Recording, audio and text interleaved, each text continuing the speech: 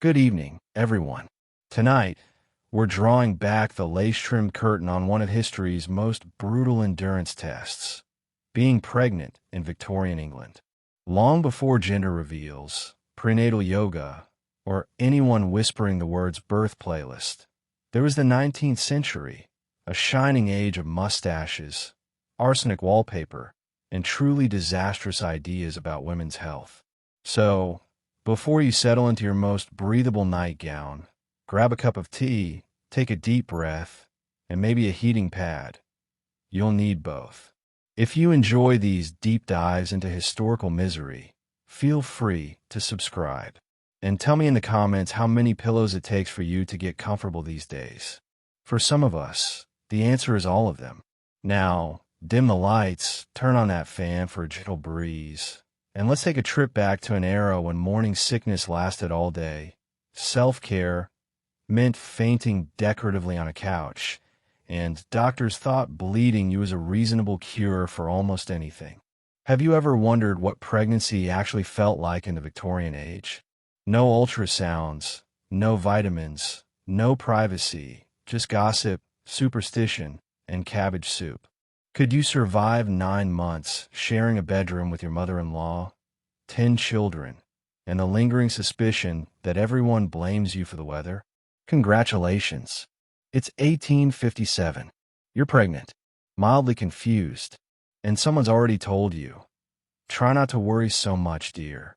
The very first clue you might be expecting isn't a test stick. It's your neighbor Mrs. Chumley announcing it to the entire parish because you didn't faint at church this week. Welcome to Victorian England, where privacy is a myth, medicine is creative, and pregnancy is very much a public event. The moment you so much as burp oddly during afternoon tea, you're the subject of an unspoken citywide diagnostic panel. Forget clear blue or nervous Googling diagnosis, comes with a side of gossip and a full parade of relatives. Mrs. Chumley, who has the hearing of a bat and the subtlety of a marching band, is always the first to declare that you're with child. She makes this announcement while standing 2 feet from your window, voice projecting through thin glass like a foghorn of doom. The mailman learns before you do. This, of course, triggers a chain reaction. First, your mother-in-law arrives with a look of forced delight and terror, clutching her copy of the Book of Household Management and ready to impart ancient dubious wisdom. Then comes your aunt, who is there to make sure you haven't simply eaten too much pie. Someone always recommends sitting quietly and thinking about sheep. If you thought you'd have time to process, think again. Victorian society has a group chat, and it's called Every Woman Within a Mile and One Highly Suspicious Grocer. Medical confirmation is no less ridiculous. If you're wealthy enough for a doctor, he arrives in a carriage armed with an umbrella, a stiff upper lip, and all the scientific insight of a slightly confused scarecrow. The Victorian pregnancy test is mostly, do you feel tired, pale, or have you recently wept over a decorative spoon? If yes, congratulations. That's all the evidence needed. And if you're still unsure, he'll probably recommend a brisk walk, a raw egg, or just not thinking about it so much. In rare, cutting-edge cases, a urine sample might be sent to a chemist who will poke at it with a stick and declare you pregnant, dying, or both. But for most, confirmation is less medical and more mystical. Enter the midwife, a pillar of local superstition, armed with herbal concoctions, terrifying stories, and hands rougher than churchyard gravel. She'll perform the time-honored diagnostic method, known as having a good long stare at you, and poking your abdomen with the enthusiasm of a cat kneading bread. If she decides the shape of your belly looks hopeful, you're pregnant. If she's having a bad day, it might just be wind. Of course, the signs are everywhere if you believe the Victorians. Your hair is glossier than usual. Definitely a boy. You crave pickled onions. Twins, for sure. You dream about cows. Ah, my dear, that's a sign you'll have an easy labor or possibly just indigestion. The science is loose. For a lucky or unlucky few, The first sign comes with the unmistakable return of morning sickness, which is Victorian code for "please excuse me while I go throw up" behind the rosebush. This becomes a helpful social signal. If you're caught holding your stomach and looking nauseated during prayer, people draw their own conclusions, usually before you've even opened your mouth. Privacy, as you may have guessed, is non-existent. Before you can even finish your first ginger biscuit, the news is out. The postman winks. The butcher offers you extra liver for strength. And Mrs. Chumley, now completely vindicated, offers to lend you her lucky birthing shawl, a piece of fabric that's allegedly delivered 19 children and at least 2 healthy goats. By the end of the week, you're an open book. Your symptoms public property, and your uterus the subject of more local speculation than the price of potatoes. Welcome to the Victorian pregnancy experience, where everyone else knows you're expecting, sometimes before you do. And the only thing more reliable than local gossip is the fact that you'll never ever be alone again.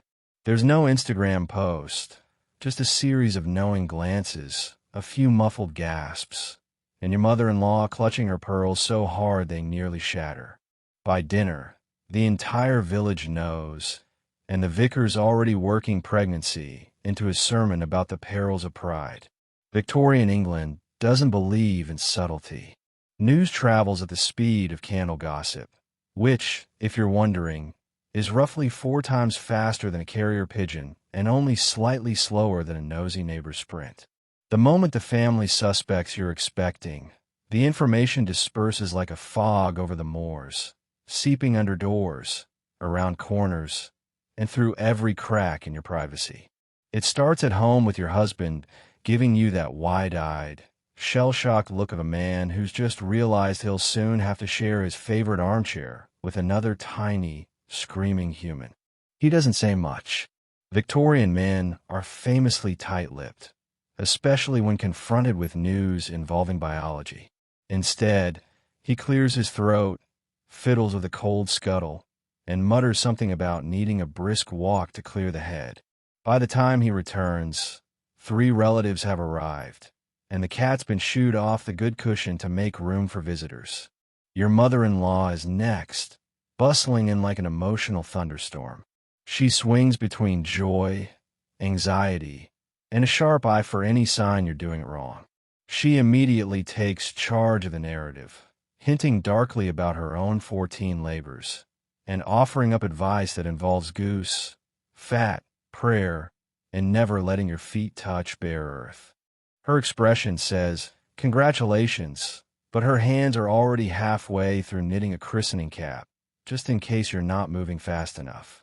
As the sun sets, the circle widens.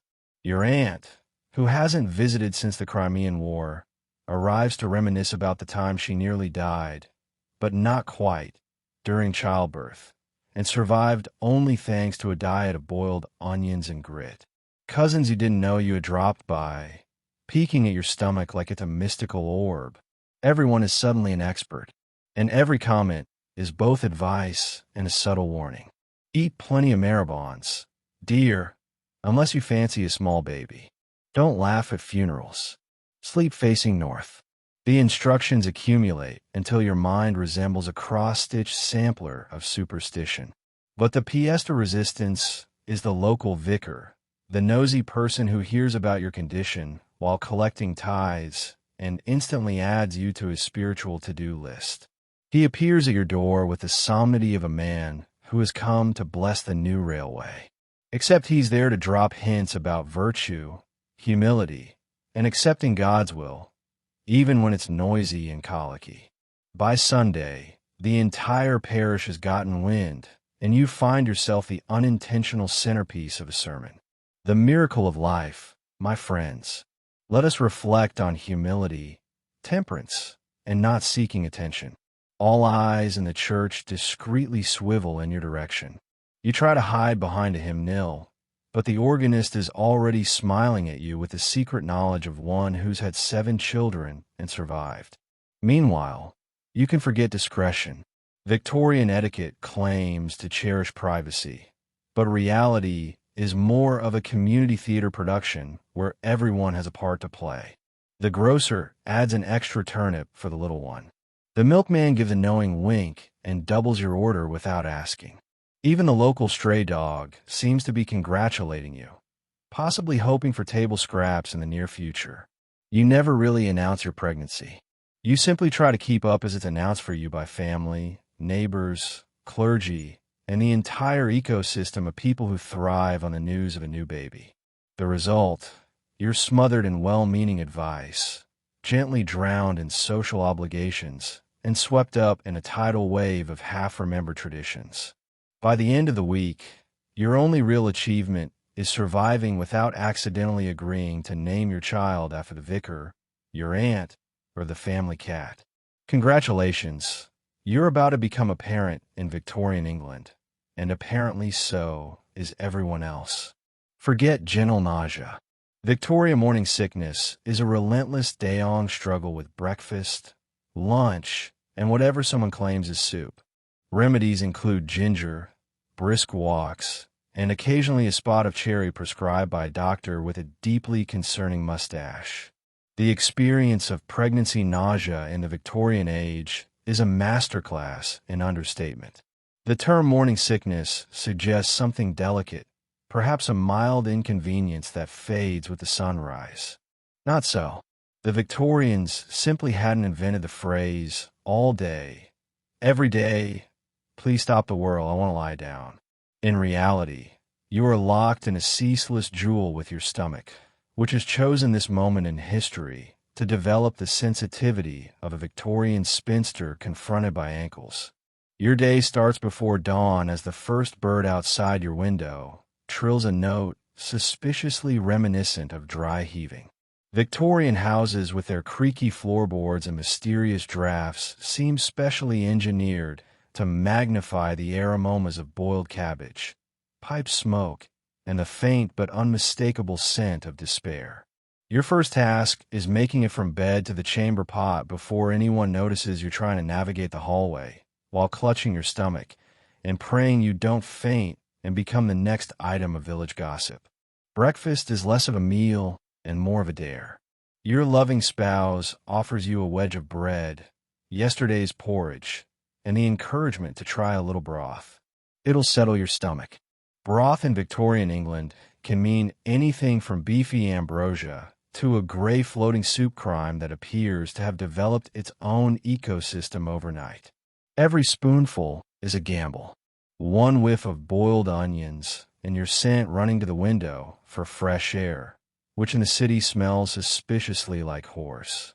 The parade of remedies begins immediately. Your neighbor, Mrs. Chumley, yes again, swears by ginger tea and drops off a packet so potent it could strip wallpaper. Your mother-in-law insists that the secret is plenty of brisk walks, as if taking the air will somehow outmaneuver your rebellious insides. And then there's the family physician, a man whose main qualifications are a pair of pin snares and a pocket full of questionable tonics. He prescribes a spot of sherry just to steady the nerves, which, depending on your tolerance, either briefly numbs your symptoms or ensures that lunch becomes a repeat performance of breakfast. Now with dizziness, if you're one of the unlucky many who can't keep food down, the list of helpful advice only grows. Have you tried eating lying down? Try chewing on mint leaves, preferably ones the dog hasn't gotten at first.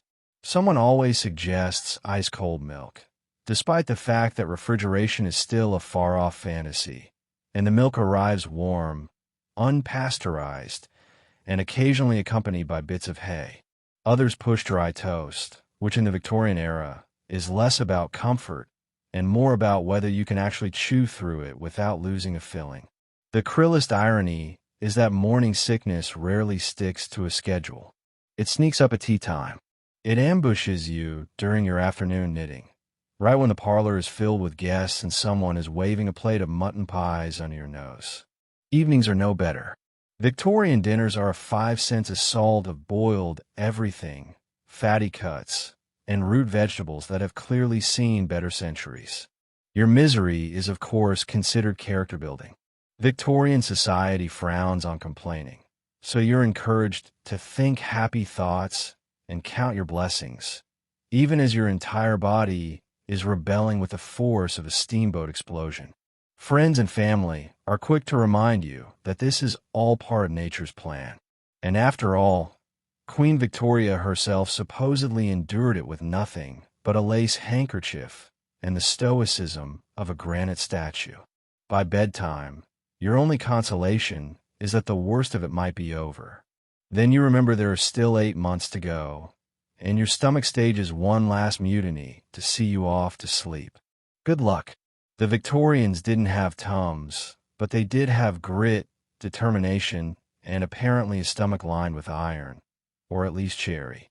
And so you drift off, clutching a ginger root and silently vowing revenge on anyone who ever described this as just a little queasiness. You crave chalk or coal, or maybe pickled eels on toast.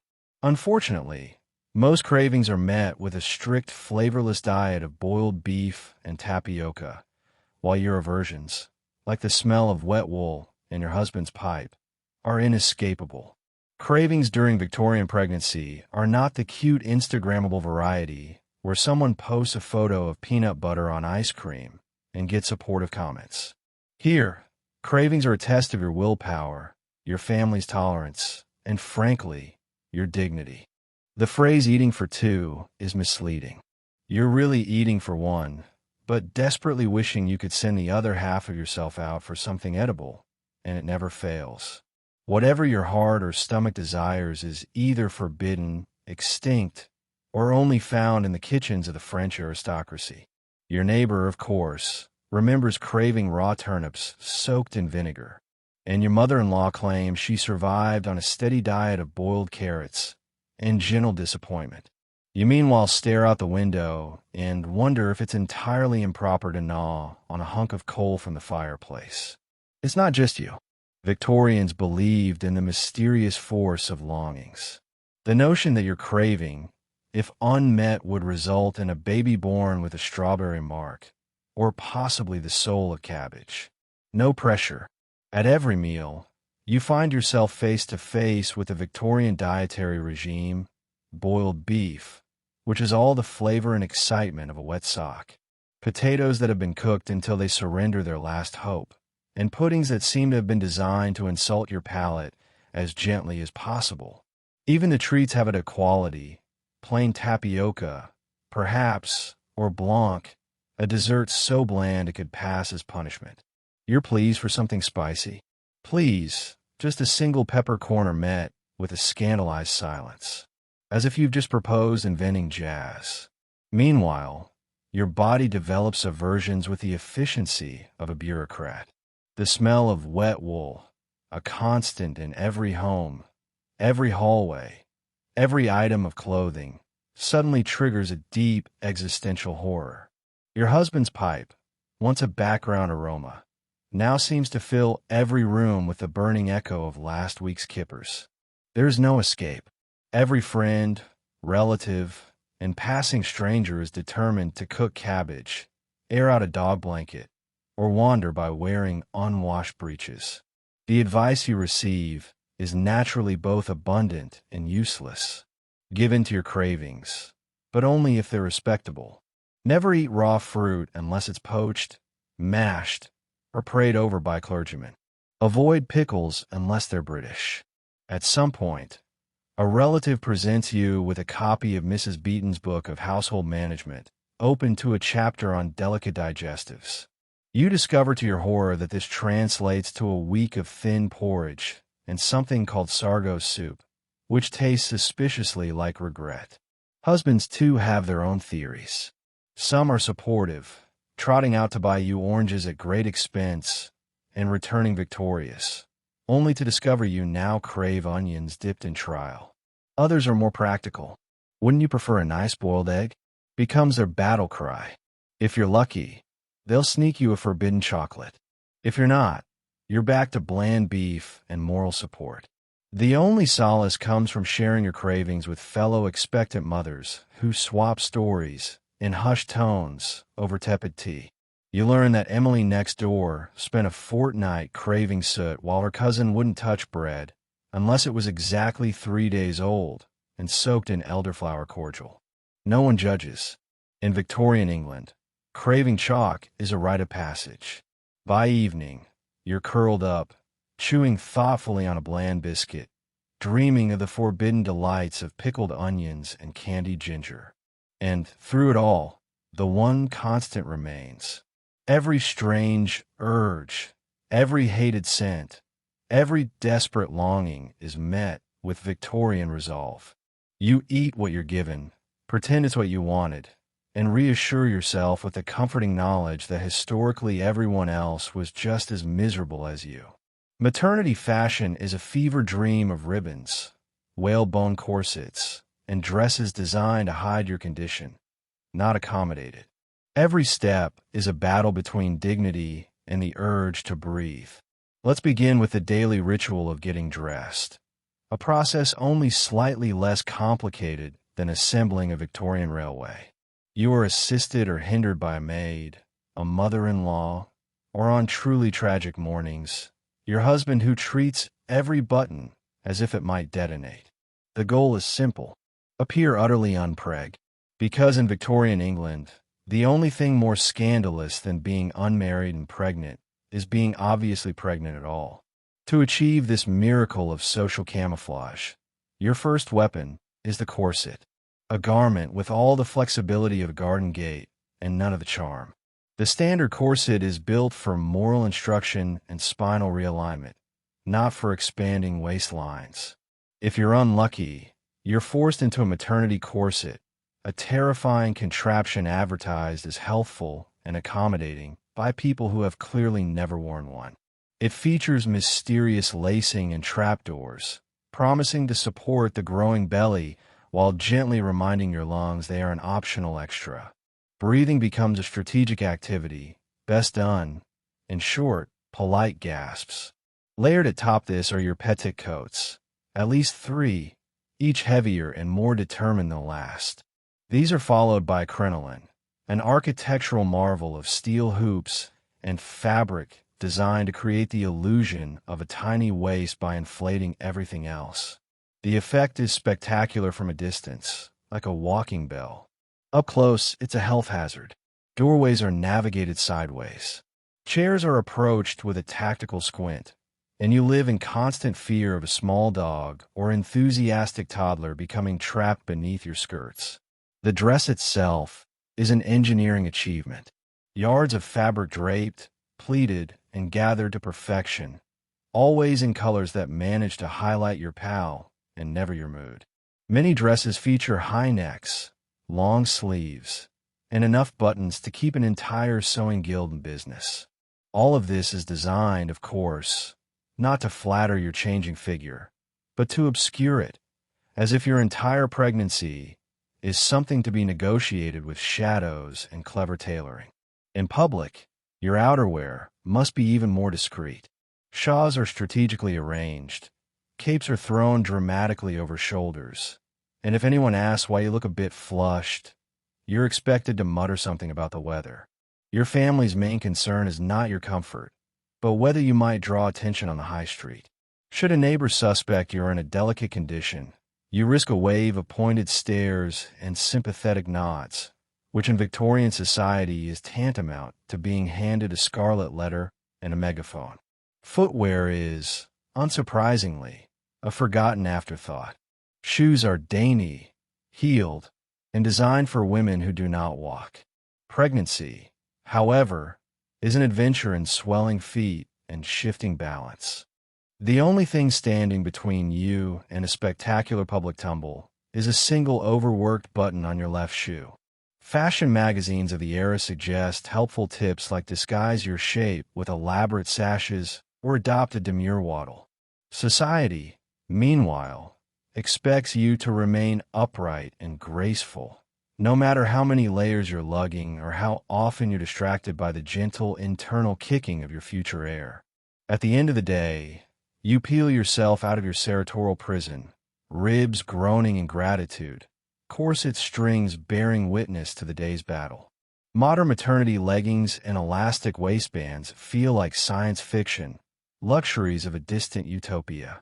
You settle into your nightgown, which is mercifully loose, and reflect on the heroic endurance required simply to get dressed in Victorian England. So next time you slip on sweatpants, pause to thank your ancestors who survived the great age of corsets, crinolines, and the daily gamble of whether their outfit would let them breathe or just faint stylishly in the drawing room. Every neighbor is suddenly an expert. Don't look at the moon. Don't touch a toad. Don't eat strawberries if you don't want a strawberry-shaped baby. Your actual doctor, he'll mostly nod along, but recommend leeches just in case. Pregnancy in Victorian England isn't just a medical event. It's a full-contact sport of superstitions, folklore, and advice so questionable you start to suspect everyone is just making it up as they go. From the very moment Mrs. Chumley squints at your ankles and whispers, "Congratulations," the air becomes thick with a kind of advice fog. You can't walk down the street, fetch a turnip, or even sigh too loudly without someone materializing to offer a dire warning or a guaranteed remedy for a trouble you didn't know you had. The first wave comes from the older generation, grandmothers, great aunts, and family friends who survived a dozen pregnancies each and have the opinions to prove it. If you crave vinegar, it means a girl, your great aunt declares, while she stirs her tea so violently you fear for the porcelain. Don't look at ugly people, she adds, or you'll have an ugly baby. You nod, wondering how to discreetly cover every mirror in the house. Some beliefs are oddly specific. Don't step over a cat, or your child will be born with a tail and possibly a deep fear of milk. If you drop a needle and it points north, you'll have a boy. If it points south, a girl. If it points east or west, the advice is to go back to bed and try again tomorrow. You're advised to keep a piece of iron in your pocket to ward off fairies, and to never, under any circumstances, let a magpie see your belly. The rules multiply every week. The culinary warnings alone are enough to make you paranoid. Strawberries are strictly off limits unless you want a birthmark shaped like a berry on the child's cheek. Eating fish means your baby will be a good swimmer, while cabbage guarantees a quiet child. There is no evidence to support this, only generations of disappointed parents. Heaven forbid you fancy anything spicy. The local wisdom says you'll give birth to a fiery-tempered child, or possibly just heartburn. Neighbors pass along their own family secrets, each stranger than the last.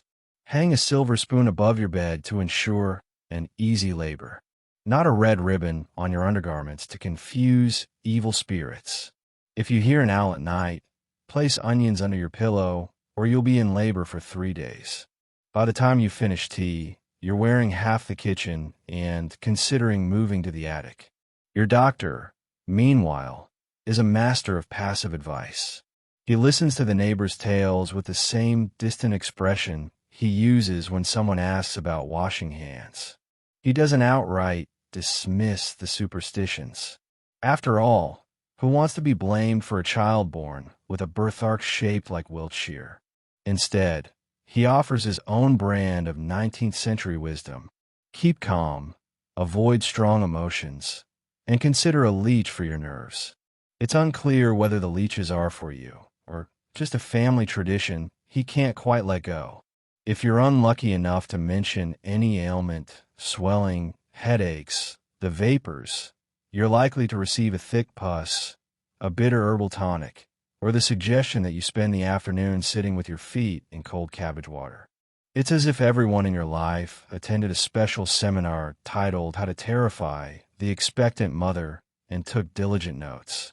Through it all, you master the art of smiling, nodding, and quietly ignoring the most outlandish recommendations. You learn to accept every well-meaning warning with a grain of salt, or more likely, an entire salt cellar. The trick is surviving the barrage of tales without accidentally following any advice that leaves you clutching onions, iron, and cabbage while warding off passing cats. Victorian pregnancy is a marathon of nonsense and neighborly concern. In the end, the greatest test is not just carrying a baby, but carrying on with your sanity intact, one superstition at a time. Medical care is a roulette wheel of outdated theories, herbal brews, and the hope that you don't catch a chill. Bloodletting is still a thing. So is prescribing arsenic for nerves. Welcome to Victorian prenatal care, where a house call from the doctor is less reassuring and more of a warning shot. Today's visit involves a man with mutton chops, an encyclopedic knowledge of humors, and an unwavering belief that no ailment exists which can't be improved by either draining something out of you or putting something alarming into you. Your modern mind might long for an ultrasound, a vitamin supplement, or even a single well-washed thermometer. The Victorians, however, offer you a brisk pat on the hand, a prescription for lordom, and a stern reminder to keep cheerful. The doctor's bag is a treasure chest of the era's medical marvels. Glass leech jars, a selection of tonics that would stun a mule, and a notebook filled with dramatic tales of successful interventions. Pregnancy, he informs you, is not a medical condition. It's a natural state, which is code for we have absolutely no idea what to do with you.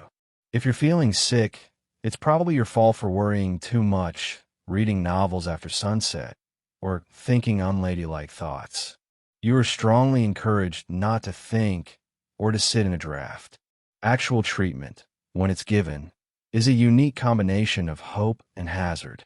For fatigue, the solution might be beef tea and plenty of rest, which is difficult when you're also expected to sweep the parlor, mend 11 pairs of socks, and entertain relatives who believe your feet should never be seen, let alone propped up.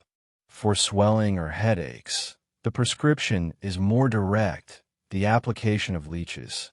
Sometimes just the threat of leeches is enough to encourage miraculous recoveries. If you're suffering from the vapors or the general malaise of growing a whole human, a common suggestion is a refreshing dose of arsenic, strictly medicinal of course, and not to be confused with the arsenic in the wallpaper. Two kinds of poison, but only one is a prescription. Should you request advice for anxiety or nerves, the doctor will suggest either more fresh air or a tincture of laudanum pure opium, which should settle the mind. It does mostly by making you forget what day it is, why you walked into the pantry, or indeed what you were worried about in the first place. If you're particularly unlucky, you'll be advised to bleed the patient a little just to balance the humors. Out comes the razor, and with it all hope for a relaxing afternoon. There are, of course, home remedies passed down through the family, each one more mysterious than the last. A mug of mugwort tea for strength, a puss of goose grease for swelling, compresses of vinegar and brown paper for headaches, or for true emergencies, a boiled turnip tied around the neck. No two treatments are the same, and the only thing they all have in common is a total disregard for comfort or flavor. For the truly elite, there's spa treatment, which means being sent to a damp resort in Bath, where you can soak in mineral water and listen to other wealthy women describe their own medical misadventures, usually involving fainting spells and a near-fatal encounter with a bad oyster. What you will not get: real prenatal vitamins, reliable diagnostic tools, or a professional who even remotely understands germs. What you will get: a rotating cast of relatives advising rest, home remedies that taste like regret, and the strong suggestion that your most important task is to keep cheerful and avoid any mention of pain, discomfort, or heaven forbid, complications. By the end of it, Victorian prenatal care feels less like science and more like a darkly comedic obstacle course. You're left to hope that, like so many before you, you'll simply muddle through, armed with grit, superstition, and the knowledge that at least you dodged the boiled turnip necklace. One minute you're upright, the next you're out cold on the parlor rug while people debate whether to open a window or throw water on you. Victorian fainting is a competitive sport, and frankly a handy excuse to escape awkward dinner conversations. Victorian pregnancy is a masterclass in involuntary public performances, and nowhere is this more apparent than with fainting fits.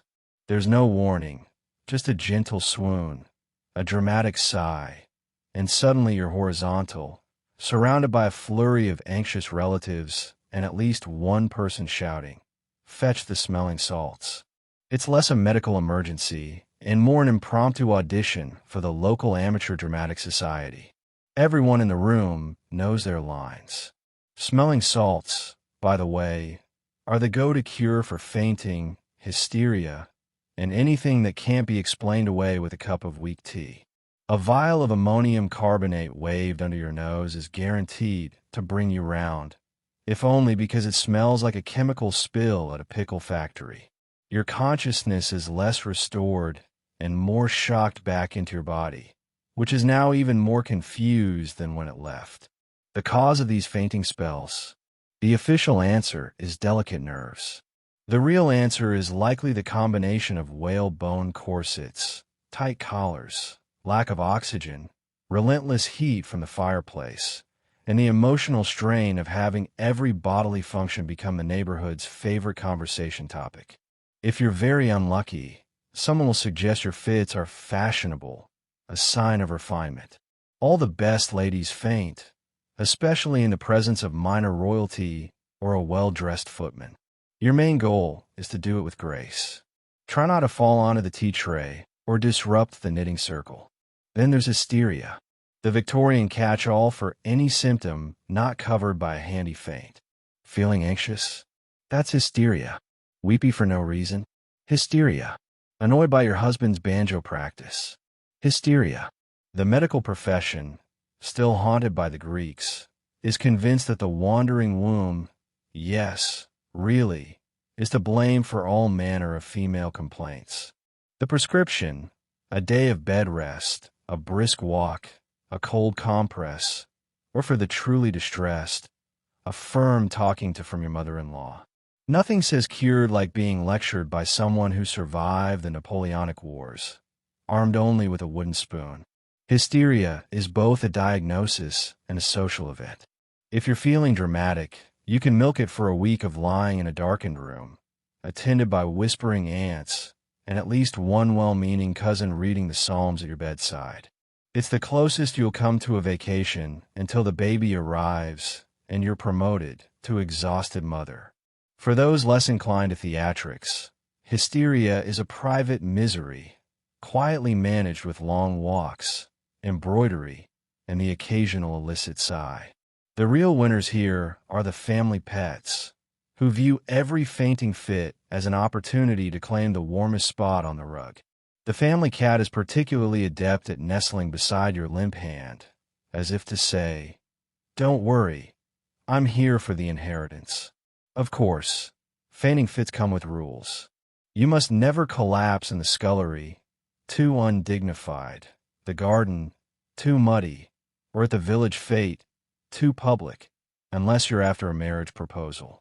The preferred location is the drawing room, preferably onto a fainting couch, thoughtfully placed for just this purpose. The fainting couch, by the way, is the era's greatest invention. A piece of furniture designed for women to collapse onto when the weight of society, fashion, and overcooked cabbage becomes too much. Once you've revived, you're expected to rejoin the world, cheeks delicately flushed, and resume your place at the card table or the embroidery hoop as if nothing happened. Fainting in Victorian England isn't just tolerated. It's woven into the social fabric, a gentle reminder that when life becomes overwhelming, you can always take a moment or several minutes to drop out of it entirely. So, if the pressures of Victorian pregnancy become too much, don't worry.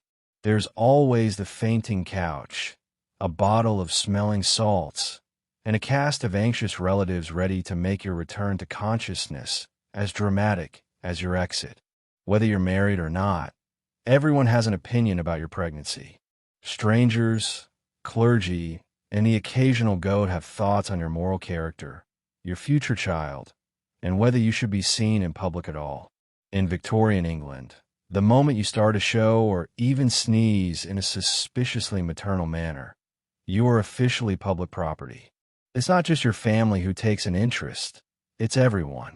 The entire village operates as a living, breathing comment section, only with more facial hair and fewer emojis.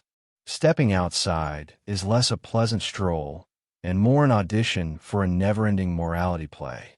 The cast includes the butcher, 3 Laresses, the local vicar, and that one old man who's never spoken to you, but suddenly feels qualified to offer advice on child rearing. Let's start with the obvious. If you are married, congratulations. Your pregnancy is only moderately scandalous. You will be admired quietly and only when you're not present. Public praise is considered dangerous. It might go to your head, which Victorians believe is already under severe strain. You will, however, receive an endless supply of nods, raised eyebrows, and tight-lipped smiles that seem to say, "Well done." But don't make a fuss about it. Should you venture out for a walk, every neighbor you pass will glance at your belly, your shoes, your hat, and your companion, as if checking for compliance with an unwritten code of maternal conduct. Did you sit on a bench for too long? Mrs. Maple will whisper that you're overindulging. Did you walk too quickly? The grocer will mutter about risking the baby.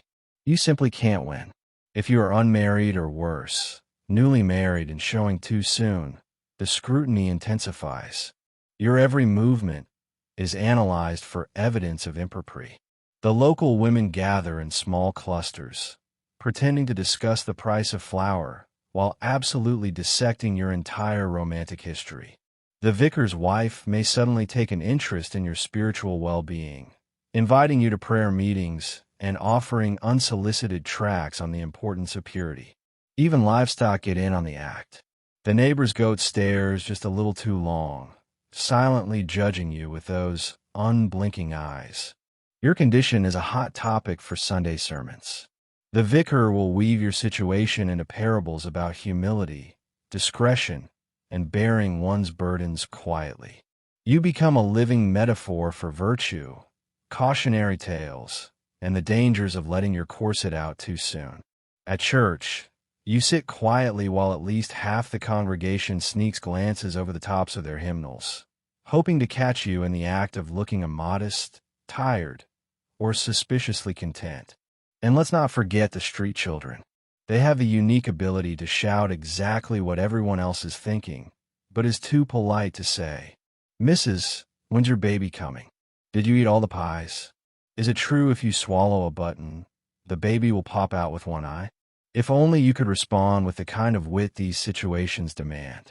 But alas, you are bound by Victorian manners which dictate that you smile, nod, and pretend your patience is infinite. Public spaces are a gauntlet. Shops, markets, and tea rooms are filled with women who have been through it and believe it is now their sacred duty to ensure you don't make the same mistakes. Every morsel of food you purchase is scrutinized for suitability. "Oh, buying pickles, dear. Well, I suppose some women do, but I never touched a pickle with any of my 6, and they all came out with straight spines and perfect temperaments." It is implied that you're already behind. In the end, public opinion isn't just an abstract force. It's an active, suffocating presence. You're judged for being too cheerful, too pale, too robust, or too thin. Your future child is discussed as if it's already arrived and is currently failing at Latin. You are expected to be invisible, exemplary, humble, and grateful all at once. Survive public opinion in Victorian England, and congratulations. Childbirth itself will be a breeze by comparison. At least the midwife won't bring a goat. Congratulations. You're still expected to scrub, cook, and sew regardless of how many months along you are. If you complain, the solution is simple: more housework. Victorian England is a magical time for anyone who enjoys being simultaneously pregnant and overworked. Unlike modern society, where you might receive well-meaning offers to put your feet up, the 19th century's idea of taking it easy is watching you knit while standing. The household does not run itself, and no one, not your husband, not your mother-in-law, not even the family cat, thinks pregnancy qualifies you for a break. In fact, any sign of fatigue is met with stories about how Aunt Edith birthed twins while churning butter and hosting a dinner for 17. Morning begins with a long list of chores, all dictated by the sacred text, known as what my mother did. You're expected to rise early, set the fire, and sweep the hearth before anyone else has finished snoring. If you're feeling queasy, you may pause briefly to dry heave into the chamber pot before preparing breakfast for everyone else. Porridge must be stirred, eggs must be coddled, and bread must be baked, preferably before your morning sickness truly kicks in. All of this while wearing an apron and the resigned expression of a woman who knows she's only halfway through the day. Laundry day is especially joyous. Labor-saving devices are still the stuff of steampunk fantasy.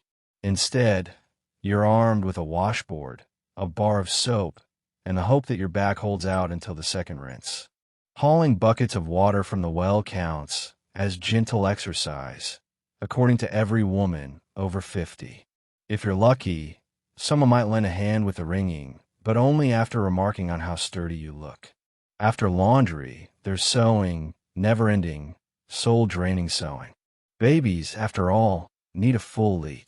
Nightgowns, caps, bonnets, and mysterious squares of linen that everyone claims are absolutely essential. And if your stitches aren't neat enough, your mother-in-law is ready with a helpful reminder. A crooked hem means a crooked life. Modern maternity leave is a distant science fiction dream. Here your leave comes the morning your waters break, and someone physically bars you from the laundry tub. Cleaning is a daily gauntlet. Dust is the enemy, and no amount of pregnancy is an excuse for letting it win. Floors must be swept, rugs must be beaten, and all evidence of crumbs must vanish before the parlor is declared fit for visitors. Your efforts are not rewarded with praise, but with further instructions, because as everyone knows, an idle mother leads to idle children. Cooking, too, remains your domain. Meals must be hearty, nutritious, and above all, never late. If your cravings demand something outrageous like oranges in February, you'll settle for boiled carrots and the vague memory of citrus. Your task is to nourish a growing baby, a hungry family, and occasionally an uninvited relative who just popped by. If anything burns, it's attributed to your delicate condition, but not in a good way. Rest is a myth, offered in small increments, and always with a catch. Lie down if you must, someone says, but wouldn't you be more comfortable darning socks while you rest? If you're truly desperate, you might attempt to hide behind the curtains with a teacup, but someone will find you and hand you a duster. At night, you collapse in a bed, every muscle aching, your feet swollen, and your head filled with the distant dream of a single uninterrupted nap. In Victorian England, pregnancy means working twice as hard for half the sympathy. Your reward, a reputation for fortitude, the chance to raise equally industrious children, and perhaps, if you're lucky, a warm biscuit at the end of the day. The next morning, you'll do it all again, proving that in the Victorian household, the real miracle isn't childbirth. It's that anyone got a moment's rest at all. Good luck charms are all the rage. Rabbit's feet, silver spoons, and special medallions to ward off evil spirits. Are they effective? No, but they do make for excellent conversation pieces at tea. In Victorian England, you can't swing a knitted bonnet without hitting some object that's been designated lucky by at least 3 generations and the family cat. Pregnancy is prime time for superstition, and your personal collection of amulets soon threatens to outweigh your baby. Every friend and relative seems determined to bestow upon you their own special talisman. A tiny horseshoe for healthy delivery, a sprig of rosemary for sharp wits, and from your cousin Gertrude, a mysterious pebble that kept her colic free through 7 labors. You don't ask questions. You just add it to the pile. The logic behind these charms is never quite clear. Some claim ancient origins. Queen Elizabeth swore by this exact spoon, while others are likely the result of one bored midwife and an unlucky squirrel. You're advised to tuck a silver 6pence under your pillow for prosperity and smooth labor. Wear a blue ribbon around your belly to confuse jealous spirits. Hang a mirror by the front door to bounce back evil eyes. By the end of your second trimester, your bedchamber looks less like a nursery and more like the headquarters of a particularly anxious coven. The showstopper in any pregnancy charm collection is, of course, the rabbit's foot. Soft, awkward, and slightly unnerving. It dangles from your chatine with all the dignity of a molting dust bunny. Victorians swear by its powers. If you're feeling especially superstitious, you might carry two just in case the baby is twins. Never mind the fact that the original owner of the foot had spectacularly bad luck. This too is glossed over at tea. Special medallions, engraved with prayers or saints' names, are another popular gift, passed from hand to hand like valuable family silver, though with much more melodrama. Aunt Morad insists you wear hers at all times, especially during thunderstorms, eclipses, and Tuesdays. If you accidentally misplace it, you're treated to an afternoon of guilt so profound you consider writing an apology note to Saint Dea herself. It doesn't stop at jewelry. Certain foods are imbued with protective powers. Almonds tucked into pockets, bread crusts sewn into petticoats, and clothes pinned to the mattress all promise a trouble-free pregnancy. Whether any of it works is beside the point. The ritual is soothing, and the explanations, while confusing, at least keep you occupied during long evenings when the baby insists on practicing somersaults. Warding off evil isn't just for your own benefit. It's considered a public duty. A neighbor spies you walking without your protective charm and waves you over, tucking a piece of iron into your glove to keep away the fairies. Passing strangers toss out unsolicited advice. Touch wood if you feel a twinge, or never rock an empty cradle, lest you invite bad luck. If you forget a ritual, there's always someone happy to remind you, often with the earnestness of a town crier. The men in your life are typically baffled, but even they're not immune. Your husband might quietly pin a button to his waistcoat for safe passage, or agree, after much prodding, to carry a sprig of lavender in his coat pocket just to be on the safe side. He'll never admit it, but the one time he left it behind and twisted his ankle on a cobblestone, he spent the next week faithfully repinning it every morning. By the end of pregnancy, you're weighed down with trinkets, herbs, and the collective anxieties of everyone you've ever met. None of it is proven, and most of it is uncomfortable. But the ritual of charms becomes a gentle kind of armor, a way to feel prepared in a world where childbirth is as unpredictable as the English weather. You may not believe in every charm, but they give you something else to do with your hands while you wait, hope, and try to avoid Mrs. Chumley's latest guaranteed talisman. And if nothing else, your collection makes for a smashing story at tea, especially when a medallion falls into the soup. The first flutter of movement is a miracle. It's also a cause for alarm, celebration, or in one aunt's opinion, a sign you need to eat more suet pudding. Medical science says that's probably normal, but let's not rule out hysteria. For months, you've been quietly, sometimes desperately, waiting for a sign that your baby is actually in there, and not just the result of eating too much questionable mutton. Then, one perfectly ordinary afternoon, something shifts. At first, it feels suspiciously like indigestion. But then, it happens again. A faint, unmistakable flutter, somewhere between a butterfly's wing and a rogue pea rolling under your ribs. Congratulations. You've officially experienced quickening, the Victorian term for that first magical baby kick. This is the point when pregnancy, once an abstract community project full of fainting, advice, and rabbit's feet, suddenly gets real. You are no longer just a vessel for everyone's opinions. You're now the arena for a miniature boxing match starring your future heir and whatever you had for lunch. The sense of wonder is quickly followed by panic. Should you tell anyone? If you're wise, you keep it to yourself for about 5 minutes before blurting it out at tea and watching as the entire family leaps into action. Your mother-in-law is the first to react, dabbing her eyes and muttering something about the continuity of the bloodline. Your aunt immediately prescribes sew-it pudding for strength and possibly to weigh the baby down so it can't float up and cause trouble. Neighbors begin dropping by with their own stories of quickening. Mrs. Chumley, who claimed she felt her son kick so hard she spilled her soup, or the postmistress who says she only knew she was expecting when the baby tapped out a Morse code for help. Everyone has a theory, and every theory is different. Victorian medical science is deeply invested in the quickening milestone, mostly because it gives doctors something concrete to discuss that doesn't involve leeches. The leading theory is that quickening marks the baby's soul entering the body, which is both poetic and deeply alarming. If the baby kicks too soon, it might be an excitable child. If it's late, everyone worries you're lacking in vital spirits.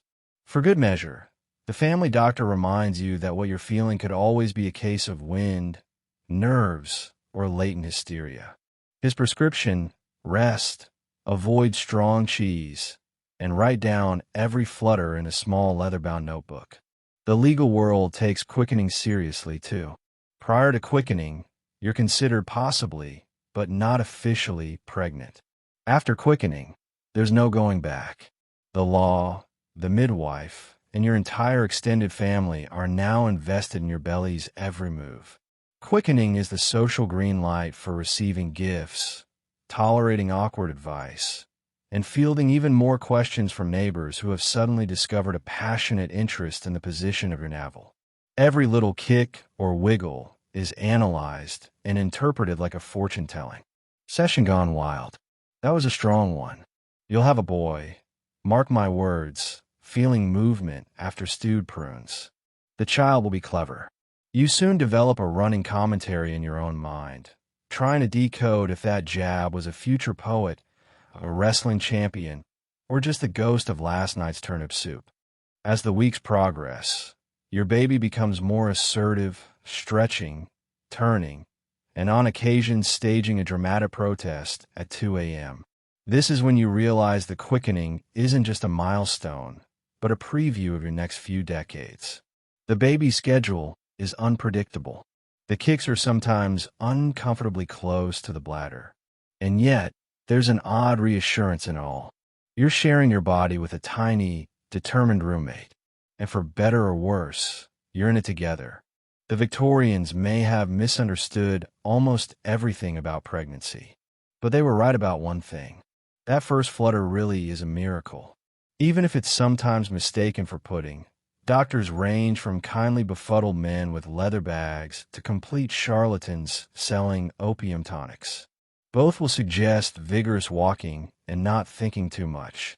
In Victorian England, going to see the doctor is a phrase laced with equal parts hope, dread, and the suspicion that you might have better luck consulting the family cat. The local physician, if you're fortunate enough to have one, arrives at your door in a waft of camphor and mystery. He's usually armed with a stethoscope, recently invented, almost never used, a battered notebook, and at least one outlandish opinion about the female body. Medicine is a science. Yes, but mostly in the same way that alchemy is a science, equal parts guesswork, folklore, and a splash of theatrical confidence. The consultation begins with a brisk handshake, a long stare at your color, and a series of questions so vague you begin to wonder if you're there to see him or he's there to see you. How's your appetite? Are you keeping cheerful? Have you been exposed to any strong emotions like thunder or French novels? If you mention fatigue or faintness, you can expect a knowing nod followed by a prescription for plenty of brisk walks in the fresh air, regardless of the season, your condition, or the fact that the air outside is mostly cold smoke, and judgmental pigeons. If you're lucky, your doctor is one of the kindly types, a man who learned his trade from his father, who learned it from a book, which was in turn written by someone who once saw an actual operation. He means well, offering soothing platitudes and the occasional peppermint lozenge. He'll pat your hand, murmur. The female constitution is remarkably robust, and then offer some gentle advice to avoid undue excitement, as if your uterus is liable to leap out of your body at the first sign of a heated argument. On the other end of the spectrum, you might encounter the enthusiast, the doctor who's recently attended a lecture and is determined to try out every new idea on the unsuspecting population. This is the man with a case full of bottles, each containing something alarming: tincture of belladonna, a dab of opium syrup, and the ever-popular Lordum. If you complain of back pain, he'll recommend a tonic to quiet the nerves. For heartburn, he prescribes drops of mercury in water, a solution that, if nothing else, takes your mind off the pregnancy entirely. In between, there are the quacks. The Victorian era is a golden age for medical charlatans, men who show up at the market with snake oil, magnetic belts, and pamphlets promising miraculous cures for female troubles. For a few shillings, you could buy a bottle of Dr. Simpkins' celebrated cordial, which is mostly gin and possibly an actual snake. Oddly enough, it does help temporarily. The side effects, however, include the sudden realization that you've spent the grocery money on a product that's 90% hope and 10% regret. Whatever their style, all doctors agree on one thing: pregnancy is not a disease. This means they are professionally required to reassure you with a straight face that everything is normal, even when you're turning green and haven't slept in days.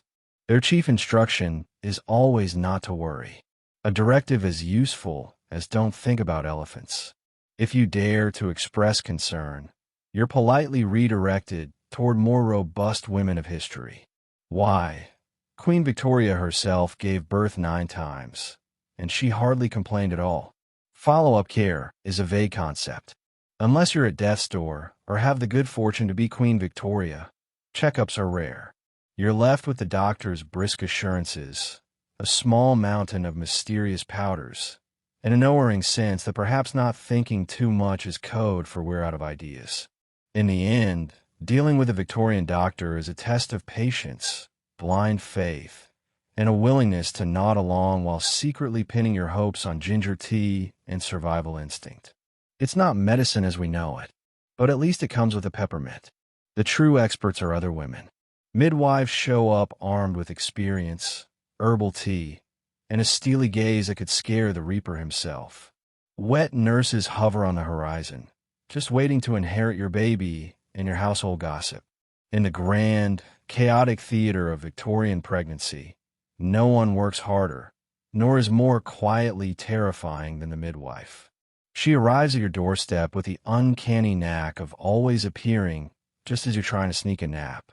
Her arms are full of mysterious bundles, herbs, old towels, a battered kettle, and a bottle of something so strong it could sterilize a cannon. Unlike the kindly but clueless doctor, the midwife actually knows what she's doing. She's delivered half the village, stitched up a few wayward husbands, and delivered such a volume of advice that you half expect her to start charging rent for her opinions. The first thing you notice is her voice, a calm, no-nonsense tone, honed by decades of telling anxious fathers where to stand and children when to keep quiet. She listens to your worries, feels your belly with the focus of a master sculptor, and offers honest assessments. You'll be fine, my love. Unless you aren't. And if you aren't, we'll manage. Victorian reassurance at its finest. Her arsenal of remedies makes the doctor's black bag look like a sad picnic basket. She brews herbal teas for every complaint: raspberry leaf for strength, chamomile for nerves, peppermint for all those little upsets. If you need courage, she slips you a nip of gin just for the nerves. Her hands, large and competent, move with swift confidence as she checks on you, delivers news. The baby's head is low. Time to walk up and down the stairs, dear. And fends off useless advice from onlookers with a look that could curdle milk. Hovering somewhere between friend, nurse, and local legend, the midwife isn't the only woman in your maternal orbit. There's also the wet nurse, the answer to what happens when, for reasons medical or social, you cannot or simply will not breastfeed your child. Wet nurses are women paid to nourish your baby, and in wealthier households, they're as essential as the family cook. These women bring with them their own set of customs, stories, and the oddest collection of secrets you'll ever hear in the nursery. They know whose baby is difficult, who got their name from a visiting baron, and who's likely to inherit Aunt Agnes' eyebrows. Having a wet nurse is both a blessing and a source of endless gossip. The moment she enters the household, alliances shift. The cook wants to know if she'll eat all the porridge. Your mother-in-law worries she'll fill the child with country habits. Most alarming, the baby sometimes prefers the wet nurse, which leads to a brief existential crisis, followed by more tea and a pointed chat with the midwife. Around these two pillars is a swirling crowd, the army of women. Aunts arrive with sturdy advice. Walk more, moan less. Cousins pop in to borrow recipes and remind you how much easier their own pregnancies were. And friends gather to share the latest scandal or sigh meaningfully at your ankles. In the background, daughters and sisters-in-law observe everything. Taking mental notes for the day, they'll join the ranks. If the doctor is the theoretical expert, the women are the practical engineers of childbirth and survival. They may be superstitious. They may be bossy, but they're the glue that holds the Victorian household and occasionally your sanity together. By the time the baby is born, you're less a solitary mother and more the commander of a bustling, loud, advice-giving regiment. It's messy, sometimes overwhelming, but somehow this crowd of midwives, wet nurses, and unstoppable women makes the Victorian pregnancy journey less lonely and just a little bit more survivable. No one calls a shower, but you do get a parade of neighbors bringing you hand-sewn baby bonnets, cryptic warnings, and at least one pamphlet about the dangers of laughing too hard while pregnant. There's no festive, it's a boy bunting strung across the parlor. No tower of pastel-wrapped gifts or cleverly decorated cupcakes. Instead, the Victorian version of a baby shower is a slow-moving, stealthy social operation conducted under the polite pretense of a ladies' afternoon. Invitations aren't sent, they're implied. You find out you're hosting when women simply begin arriving, shedding shawls, and depositing casseroles on every available surface. The first rule of Victorian baby showers: pretend it isn't happening. The guests bring presents, but none of them come from a shop. You receive bonnets knit with suspiciously uneven stitches, intricately embroidered christening gowns, hand-me-down shawls. It survived 4 cousins and most of a sheep, and a bewildering array of knitted squares whose purpose will remain forever mysterious. Everything is practical and homemade, presented with stories about past labors, warnings about the local water, and tips on getting stains out of linen. If you're lucky, someone slips in a lemon or two, highly prized, and rare enough to be used as currency in household negotiations. As the tea is poured and the sandwiches, thin, pale, and filled with something that might be cucumber or might be disappointment, circulate, the conversation turns inevitably to pregnancy law. Mrs. Chumley recounts the tale of her cousin's labor, which was allegedly so quick the midwife missed the whole event and had to be sent home with only a slice of seed cake for her trouble. Your mother-in-law leans in to share a dire warning. Never hang laundry on a Friday. You'll curse the baby's socks for life. Laughter is allowed, but only the polite, breathless kind. Too much mirth, and someone will thrust a pamphlet into your hands titled The Perils of Oversightement. Between mouthfuls of cake dense, crumbly, possibly a week old, guests swap tales of memorable births, each one more dramatic than the last. Someone inevitably mentions the local vicar who once had to deliver a sermon mid-contraction because the church bell was broken. Advice comes fast and unfiltered. Wrap the baby in nettles to ensure good lungs. Never refuse a second helping of pudding if offered. And don't let a man with red hair into the nursery. Some tips seem oddly personal. Others are clearly recycled from folklore, but all are delivered with absolute certainty. Games, not exactly. Instead, there's competitive guessing about your due date, the size of your ankles, and whether you'll be brave enough to forego chloroform. The closest thing to a party favor is a hand-crocheted doily handed over with the solemn promise that you'll need it when the baby arrives. No one explains how or why. All the while, the social undercurrents are as thick as the clotted cream. Old grudges are reared, alliances are silently forged, and Mrs. 8. Jenkins, who claims to have seen the Queen herself once, offers to read your palm for the baby's fortune. It's part baby celebration, part neighborhood summit, and part thinly veiled contest to see whose labor story is most traumatic. When the afternoon draws to a close, your lap is overflowing with gifts, your head is swirling with advice, and your pantry is well stocked with more scones than you'll ever eat. Guests gather their wraps, kiss you on the cheek, and depart into the fog, already planning what they'll say about your decor at next week's market. Left in the quiet aftermath, you look around at the remnants, the smell of tea, the leftover sandwiches, and the mountain of slightly lumpy baby clothes. The Victorian baby shower is over. Not that anyone would ever admit it was a party. You're left with a sense of camaraderie, a little anxiety, and a doily you still haven't figured out what to do with. And of course, a new round of gossip that will outlast the cucumber sandwiches by at least a decade. Exercise is either forbidden or encouraged, depending on who you ask. Walking slowly around the garden is fine. Running, you'll be excommunicated. In the delicate world of Victorian pregnancy, activity is a topic so controversial it might as well be witchcraft. There's no consensus, only a swirling hue rack of opinion, tradition, and the strong suspicion that you're either doing far too much or not nearly enough. Everyone you know has a theory about what a pregnant woman should be doing with her body, and they're all eager to share. One school of thought, mostly supported by the older generation, insists that movement is dangerous and best avoided. These are the women who believe the womb is an easily startled creature, one strong jolt, and it may simply pack up and leave. "Sit quietly, dear," says your great aunt, tucking you into a chair as if you're made of sponge sugar and optimism. "Don't raise your arms above your head, or the baby will get tangled. You're advised to keep knitting, but not too vigorously. Rock gently in the chair and watch the cat nap." Any sign of exertion, and someone will clutch their pearls in horror, as if you've just attempted a handstand at the communion rail. The other camp, led by the self-appointed neighborhood health enthusiasts, argues that gentle movement is vital.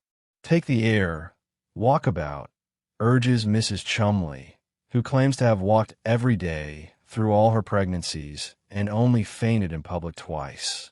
Walking is fine as long as it's slow, dignified, and preferably witnessed by several neighbors so they can confirm you didn't break into a trot. Climbing stairs is a gray area, useful for encouraging the baby along when overdue, but risky otherwise unless the moon is full or your mother-in-law approves. Exercise classes, as you know them, do not exist. There are no prenatal yoga sessions or birthing balls. The only stretch you're likely to do involves reaching for the biscuits on the top shelf, which everyone immediately warns you against. You'll pull something, dear, or worse, the baby will be born with long arms. Every story comes with a cautionary tale. Someone's cousin's neighbor once overexerted herself rearranging crockery and had a child who never liked soup. If you're of a certain social status, you might be encouraged to take the waters at Bath or enjoy a rest cure in the countryside. This involves being wrapped in blankets, fed bland food, and wheeled around a manicured garden like a particularly precious fern. It's called fresh air and exercise, but really it's supervised loafing designed to reassure your in-laws that you're not up to anything reckless. Everyday household chores are of course not counted as exercise. Hauling laundry, scrubbing floors, or running after children are simply part of the natural order and do not require caution or comment. Only when you announce you're going for a walk does the collective Victorian brain spring into action. Will you take a parasol? Are your shoes sturdy? Should you avoid the park, lest you be startled by a squirrel and accidentally bring on labor? These are the pressing questions of the day. The main danger, in everyone's opinion, is overexcitement. Any physical activity that might raise your heart rate is seen as a slippery slope to catastrophe. Running is out of the question, reserved for emergencies and small children. Dancing is a risk best left to the unmarried. Even laughing too much is frowned upon, just in case it unsettles the delicate balance of your innards. In the end, your activity routine is a careful dance between idleness and scandal. Sit too much and you're at risk of weakness. Move too much and you're reckless. The safest route, a slow, dignified promenade through the garden, waving politely to neighbors and pretending that your greatest ambition is to see the roses bloom before anyone suspects you've broken into a light jog. Survive Victorian pregnancy. And you deserve a medal, not for athleticism, but for surviving the social Olympics of sitting, strolling, and trying desperately not to die of boredom. When the aches hit, there's no Tylenol, just a shot of laudanum, a spoonful of brandy, or the advice to think pleasant thoughts. If that fails, you're allowed to complain, but only to your pillow. Pain is a constant, uninvited house guest throughout the Victorian pregnancy. Your body aches in ways you didn't know possible. Hips grinding, back spasming, feet ballooning until your shoes fit like a pair of angry oysters. The phrase pregnancy glow exists only in dusty etiquette books and the fevered imagination of women who have clearly never been pregnant or have an ironclad sense of denial. The Victorian solution for pain is comfortingly simple. Numb it, ignore it, or blame it on your character. Enter the apothecary with his endless supply of mysterious tinctures. Laudanum, opium dissolved in alcohol, is the Victorian wonder drug. It's recommended for headaches, toothaches, muscle pain, insomnia, sadness, existential dread, and the unbearable sound of your neighbor's piano practice. Take a sip, and you'll soon forget what hurt in the first place.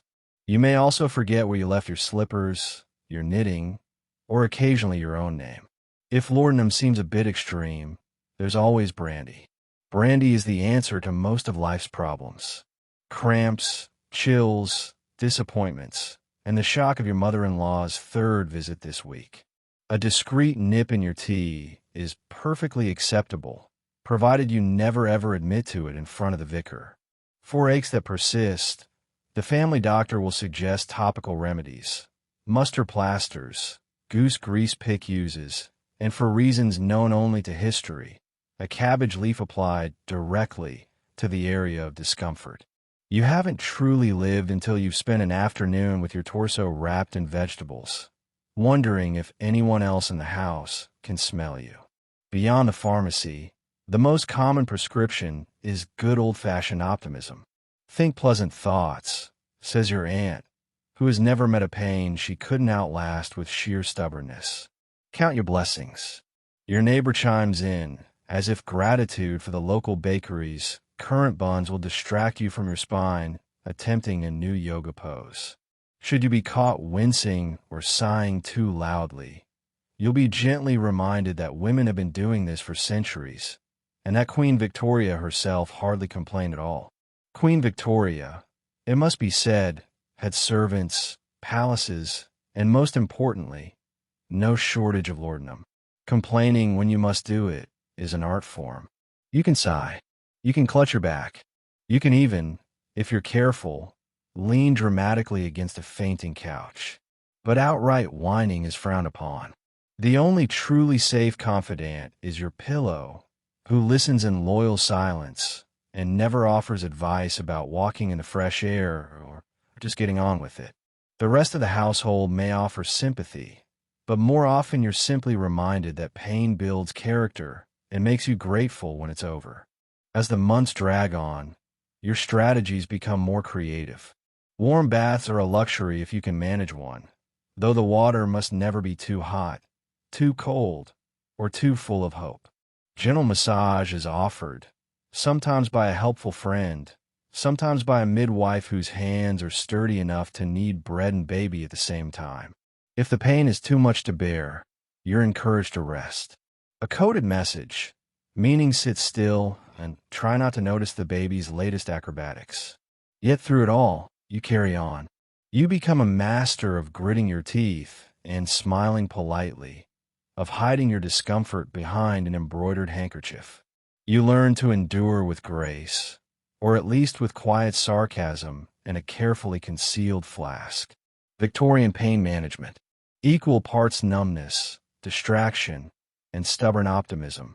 Because in the absence of Tylenol, sometimes blind hope and a tots you've got. Forget classes or birthing balls. You get a stern talk from your mother, and maybe a pamphlet about the many ways childbirth could go wrong. Be brave. Dear is as close as you get to encouragement. Childbirth preparation in Victorian England is less empowering ritual and more nervous tradition seasoned with a pinch of dread. The closest thing to modern prenatal education is a mysterious booklet you're handed with all the optimism of a tax bill. Its title something like What to Expect When You're Expecting Reasons to Worry and Cautions to Ignore. The illustrations are both terrifying and unhelpful. Vague sketches of women lying stoically in bed surrounded by stern-faced midwives and what appears to be a rather judgmental potted plant. Conversations about labor rarely happen in public. Instead, your mother, grandmother, and any passing aunt conspire to corner you at the most inconvenient moment, usually while you're elbows deep in laundry or trying to eat pudding in peace.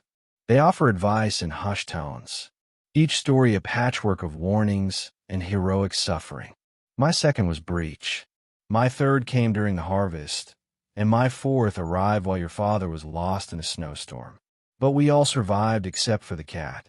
Every tale is designed to convince you that yes, it will hurt, and yes, you will probably survive, though there are no guarantees for your dignity. Your mother-in-law, meanwhile, takes a more practical approach. She hands you a knitted blanket for biting on in case you don't get a stick, and a list of things to have ready, extra linens, hot water, and a bottle of gin, ostensibly for the midwife. But you suspect it will be commandeered by any nervous man in the vicinity. The family's old birthing chair is dragged out from behind the wardrobe, dusted off, and placed ominously in your bedroom, as if to remind you that many have gone before you, and not all have emerged with their sense of humor intact. Medical professionals don't offer much in the way of reassurance. The family doctor may pop by to remind you that women are built for this sort of thing, which is both comforting and dismissive. And then he quickly returns to his real work, drinking tea and avoiding actual labor calls. Instead, you rely on the wisdom of midwives who assure you that babies come when they're ready, and that panic helps no one. Their advice is practical, sometimes blunt. Stay calm, keep breathing, and don't bite anyone unless you absolutely must. There are no breathing techniques, no massage oils, no soothing playlists. Instead, your preparation is mostly mental. Learning to accept pain as inevitable, mastering the art of stoic silence, and developing a healthy respect for the unpredictability of the entire process. You're encouraged to trust your body, though any mention of biology is quickly hushed up with a warning glance. The only physical prep might be a few awkward attempts at walking up and down stairs to hurry things along. Though, if the neighbors see you, you'll never hear the end of it. What you will get in abundance is a parade of practical warnings. Don't scream too loudly, or you'll frighten the livestock. Don't faint unless it's absolutely necessary. And above all, be brave. This phrase is repeated by every woman you know until it loses all meaning, becoming a kind of background chant that echoes in your head at night. By the end, your preparation is a patchwork of handed-down relics, practical fears, and a well-worn blanket to squeeze when things get serious. The day arrives without ceremony, and you face it with a combination of terror and determination that defines generations of women before you. There's no class, no playlist, just the certain knowledge that one way or another you'll get through it, and you might even get to keep the blanket. There's no telling exactly when the baby will arrive, so you wait and knit and listen to your relatives tell horror stories about childbirth in the old country. Welcome to the final act of Victorian pregnancy, a suspense thriller with no schedule and no reliable clocks. The due date is less an exact prediction and more an educated guess based on the alignment of the moon, the firmness of your ankles, and the opinion of the most experienced midwife within walking distance. The doctor, if you can catch him, gives you a wide window sometime between the first frost and the new moon, my dear. Helpful.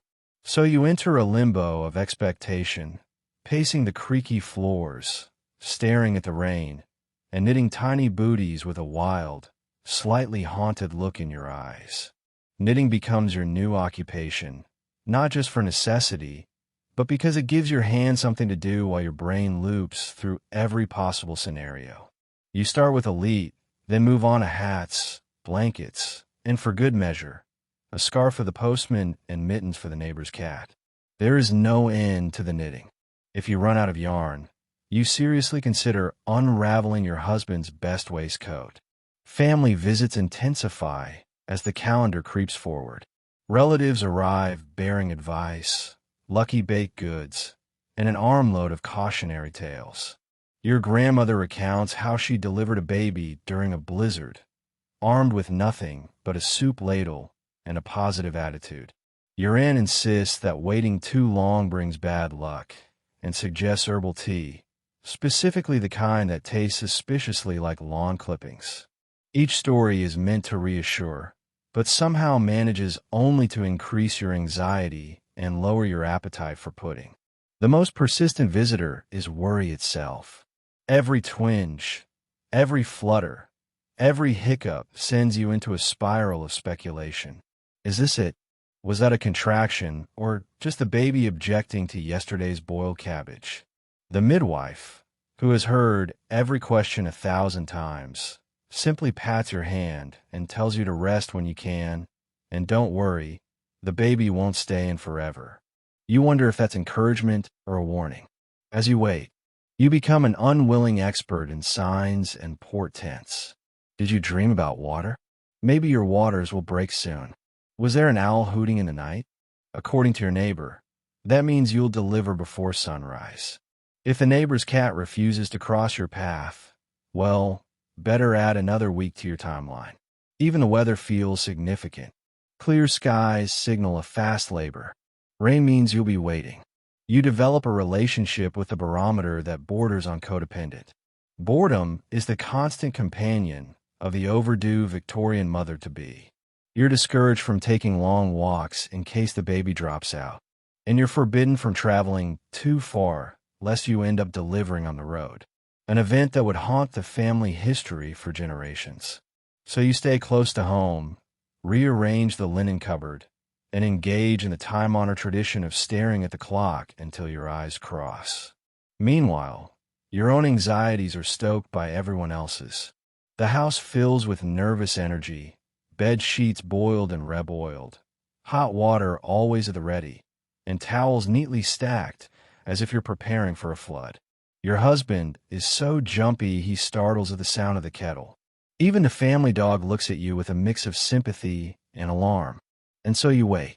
Each day is a mixture of hope, dread, and the slow, relentless ticking of the mantle clock. The baby will come when it's ready, unbothered by schedules, plans, or your desperate wish to get the whole business over with.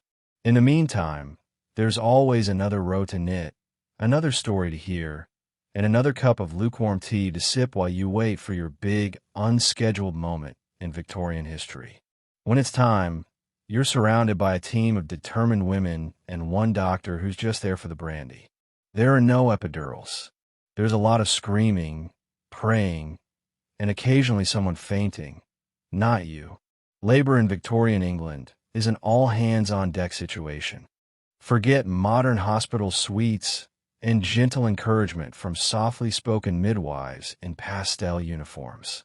The moment you so much as cease in a suspicious manner, your home is transformed into the scene of a heroic siege.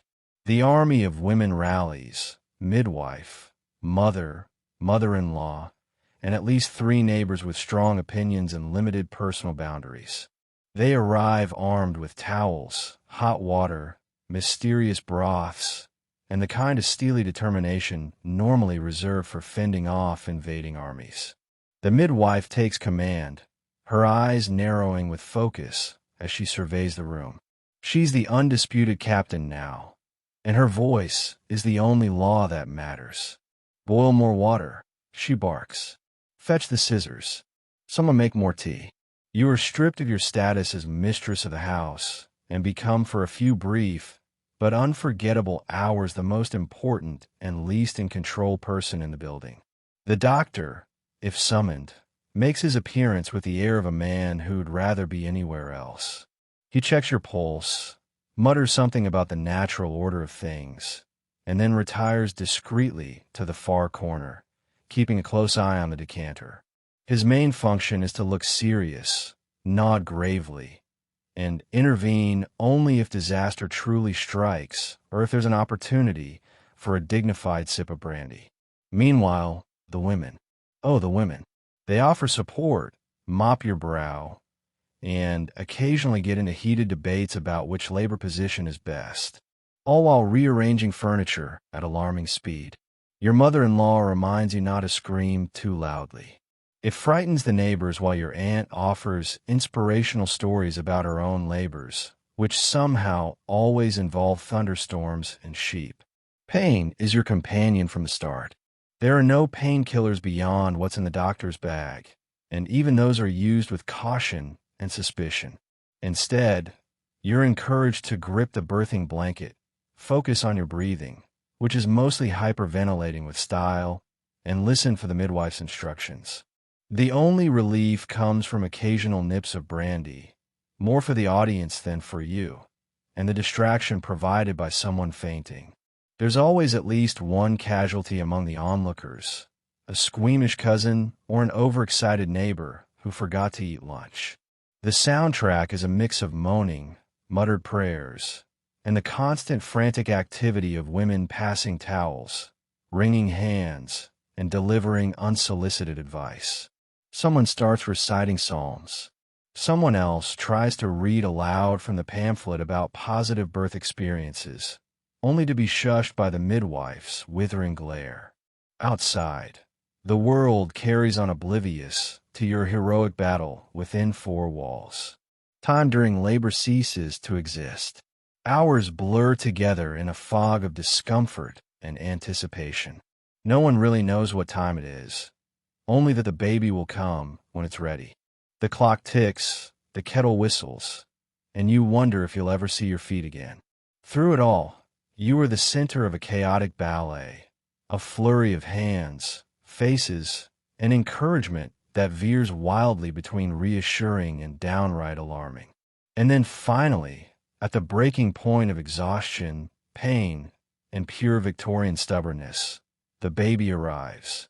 There's a sudden silence, a collective intake of breath, and then the triumphant cry that signals both relief and a whole new set of challenges. The midwife hands you your slippery wailing prize. The doctor toasts you with his brandy. Someone faints again for good measure. Welcome to motherhood, Victorian style. Equal parts agony, absurdity, and the quiet, undeniable triumph of having survived the real nightmare and lived to tell the tale. No rest for the weary. The second the baby arrives, so does a flood of visitors, opinions, and the expectation that you'll be back to running the household before you've even found your slippers. In the moments after Victorian childbirth, you'd be forgiven for thinking a parade had been scheduled in your honor, but with far less confetti and much more unsolicited advice. You have just completed the most exhausting ordeal of your life. Your hair is askew. Your nightgown is in ruins, and you're trying to decide whether to collapse in a sleep or simply dissolve into the wallpaper. There is no time for either. The door opens, and in comes the welcoming committee. First to arrive are the closest female relatives led by your mother-in-law. She glides in with the authority of a four-star general, inspecting the baby, the linens, and your state of mind. She offers both congratulations and corrections. The baby is beautiful, but perhaps next time try to smile a bit more during delivery, dear. Her brand of encouragement is a unique blend of pride and mild criticism, delivered in a tone that suggests she herself gave birth on horseback and milked the cows on the same afternoon.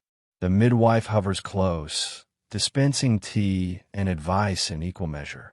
She assures you the hardest part is over, then hands you a cup of something restorative that tastes suspiciously like sadness and root vegetables. The baby is passed from hand to hand, examined, and declared a fine specimen, as if you've just produced a prize-winning turnip. Visitors, meanwhile, pour in at a pace matched only by your dwindling energy. Neighbors file through the house, some bearing small gifts, knitted socks, boiled sweets, alarming talismans, others arriving empty-handed but rich in opinions. Each is a tip to share. Swaddle the baby tight, or he'll grow up wild. Never let the sun fall on his face. Rub a little goose grease on his feet. It worked for my nephew, and now he's a constable. You're trapped in a haze of well-wishing and competitive storytelling, each tale more far-fetched than the last. If you think you'll be allowed to rest, think again. Victorian recovery is an oxymoron. The clock starts ticking the moment the baby draws its first breath. The household will not run itself, and your role as mother is only one item on your rapidly expanding list of duties. Within hours, you're gently encouraged to sit up and freshen yourself for visitors. Within days, you're expected to help organize the next meal, soothe the squabbling siblings, and politely laugh at your uncle's jokes about the new recruit. Your husband, meanwhile, is congratulated by all as if he single-handedly carried and delivered the child. He accepts these accolades with good grace, occasionally peering into the nursery with the cautious air of a man approaching an unfamiliar contraption. He's delighted, bewildered, and only slightly concerned by the number of boiled handkerchiefs multiplying throughout the house. The baby, of course, is the star of the show. Swaddled, admired, and passed around like a particularly wriggly loaf of bread, he's subjected to a gauntlet of pinches, pokes, and whispered blessings. The only person who isn't allowed a moment's peace is you. You are congratulated for your bravery, admired for your fortitude, and immediately conscripted back into service. As you stagger through this gauntlet of advice, affection, and expectation, you realize Victorian motherhood is a marathon with no finish line. There are no hospital beds, no weeks of convalescence, just the steady return to daily life with a newborn in tow and a community eager to watch and comment every step of the way. Welcome to postnatal life in the Victorian era, where rest is a rumor and you learn the true meaning of resilience. One visitor, one chore, and one sleepless night at a time. Feeling exhausted, feverish, and sad? Too bad. Victorians call this the vapors. The cure is unsurprisingly not thinking about it. The modern world recognizes postpartum recovery as a delicate period, one deserving of rest, care, and honest conversations about what it feels like to be physically and emotionally shattered by childbirth. The Victorians, on the other hand, would simply hand you a cup of weak tea and a brisk reminder that women have always managed. Feeling overwhelmed is dismissed as a personal quirk. Feeling physically wrecked? You're just not trying hard enough. Within hours of giving birth, your new reality is a blur of sleepless nights, aching muscles, and a sense of emotional vertigo no one warned you about. You might expect someone to tuck you in, keep the visitors away, and insist you do nothing but rest. Instead, your mother-in-law leans in with a cheery, "You'll feel yourself again soon. Just don't dwell on it, dear." The expectation is clear. Tidy yourself up, make the bed, and maybe iron a shirt or two if you have the time. Your feelings are rarely discussed openly. Any mention of sadness, anxiety, or mood swings is swept aside with a reference to the vapors. This magical catch-all diagnosis covers everything from the blues to a full-blown emotional collapse. The only treatment: ignore it. If your spirits sink low enough, someone might suggest a walk around the garden, but only if you're up for weeding as you go. If you're visibly weepy, you're quietly encouraged to take a little air. The cure for all that ails, as long as you can carry laundry with you. Physical pain, meanwhile, is as unmentionable as bodily functions at the dinner table. If you complain about stitches, bleeding, or back pain, you're told to keep cheerful. There's no Tylenol, no ice packs, and certainly no sitz baths. Just a battered hot water bottle and a prayer that the house stays warm. The only concession to your recent heroism is a mildly lumpy pillow and the privilege of choosing which sibling will dust the parlor that afternoon. Sleep deprivation is a given. The baby wakes throughout the night, demanding to be fed, soothed, or simply admired for surviving the first 24 hours. Your body screams for rest, but the household demands otherwise. By dawn, you've been up 5 times, changed 3 napkins, and soothed the fussy newborn while your husband snores peacefully across the room, blissfully unaware of the chaos on your side of the bed. If you dare mention your exhaustion, someone reminds you that Queen Victoria herself had 9 children and never missed a garden party. The mental toll of postpartum recovery is immense, though not spoken of in polite company. You may feel a sadness that lingers, a sense of disconnect, or a fear that you'll never be the same again. Instead of counseling or a kind ear, you get brisk advice.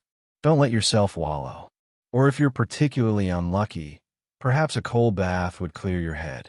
Should you persist, the family doctor appears with a bottle of tonic and the assurance that you simply need more fresh air, less introspection, and a drop of lordom, if absolutely necessary. In the rare moments you find solitude, you might allow yourself to grieve silently for the loss of your old self, or for the tidal wave of new responsibility. Then with a deep breath, you tuck away your feelings, straighten your cap, and return to the fray. Fortified only by willpower and whatever cake the latest visitor has brought. Postpartum recovery in the Victorian era is a lonely, thankless job, one that requires resilience, a sense of humor, and above all, the ability to soldier on in the face of fatigue and the world's most useless advice. But you manage because there's no other choice. And one day, weeks or months later, you wake up and realize you are astonishingly a little stronger for it. Feeding your baby is a mixture of ancient remedies, cow's milk, and the hope that the bottle wasn't cleaned with arsenic soap. Every baby has colic. Every remedy is worse than the last.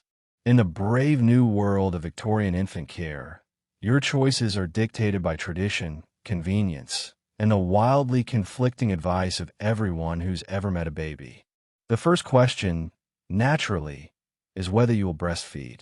The answer depends on a complex social equation involving your social status, the shape of your nose, and your mother-in-law's opinion. For some, nursing is a point of pride. Nothing better for the child than his own mother's milk. For others, it's a necessary evil best handed off to a sturdy, wet nurse, or failing that, a cow with a reliable track record and patient temperament. If you do attempt breastfeeding, prepare for a host of unsolicited advice. You are told to eat oats for quantity, beef tea for quality, and to avoid strong emotions at all costs, lest the baby ingest your upset humors along with breakfast. Should feeding prove difficult, as it often does, the local midwife swoops in with a cup of fenugreek tea and a suggestion to think calming thoughts. Your great aunt, meanwhile, swears by drinking stout for a better letdown. The result? You're mildly tipsy, still hungry, and the baby remains unimpressed. Bottle feeding is a perilous alternative. Victorian bottles, called murder bottles by modern historians, are notorious for their creative engineering and their tendency to harbor every microbe in a 10 radius. Made from glass, put, or even wood, these contraptions are often so difficult to clean that you suspect some were designed by your worst enemy.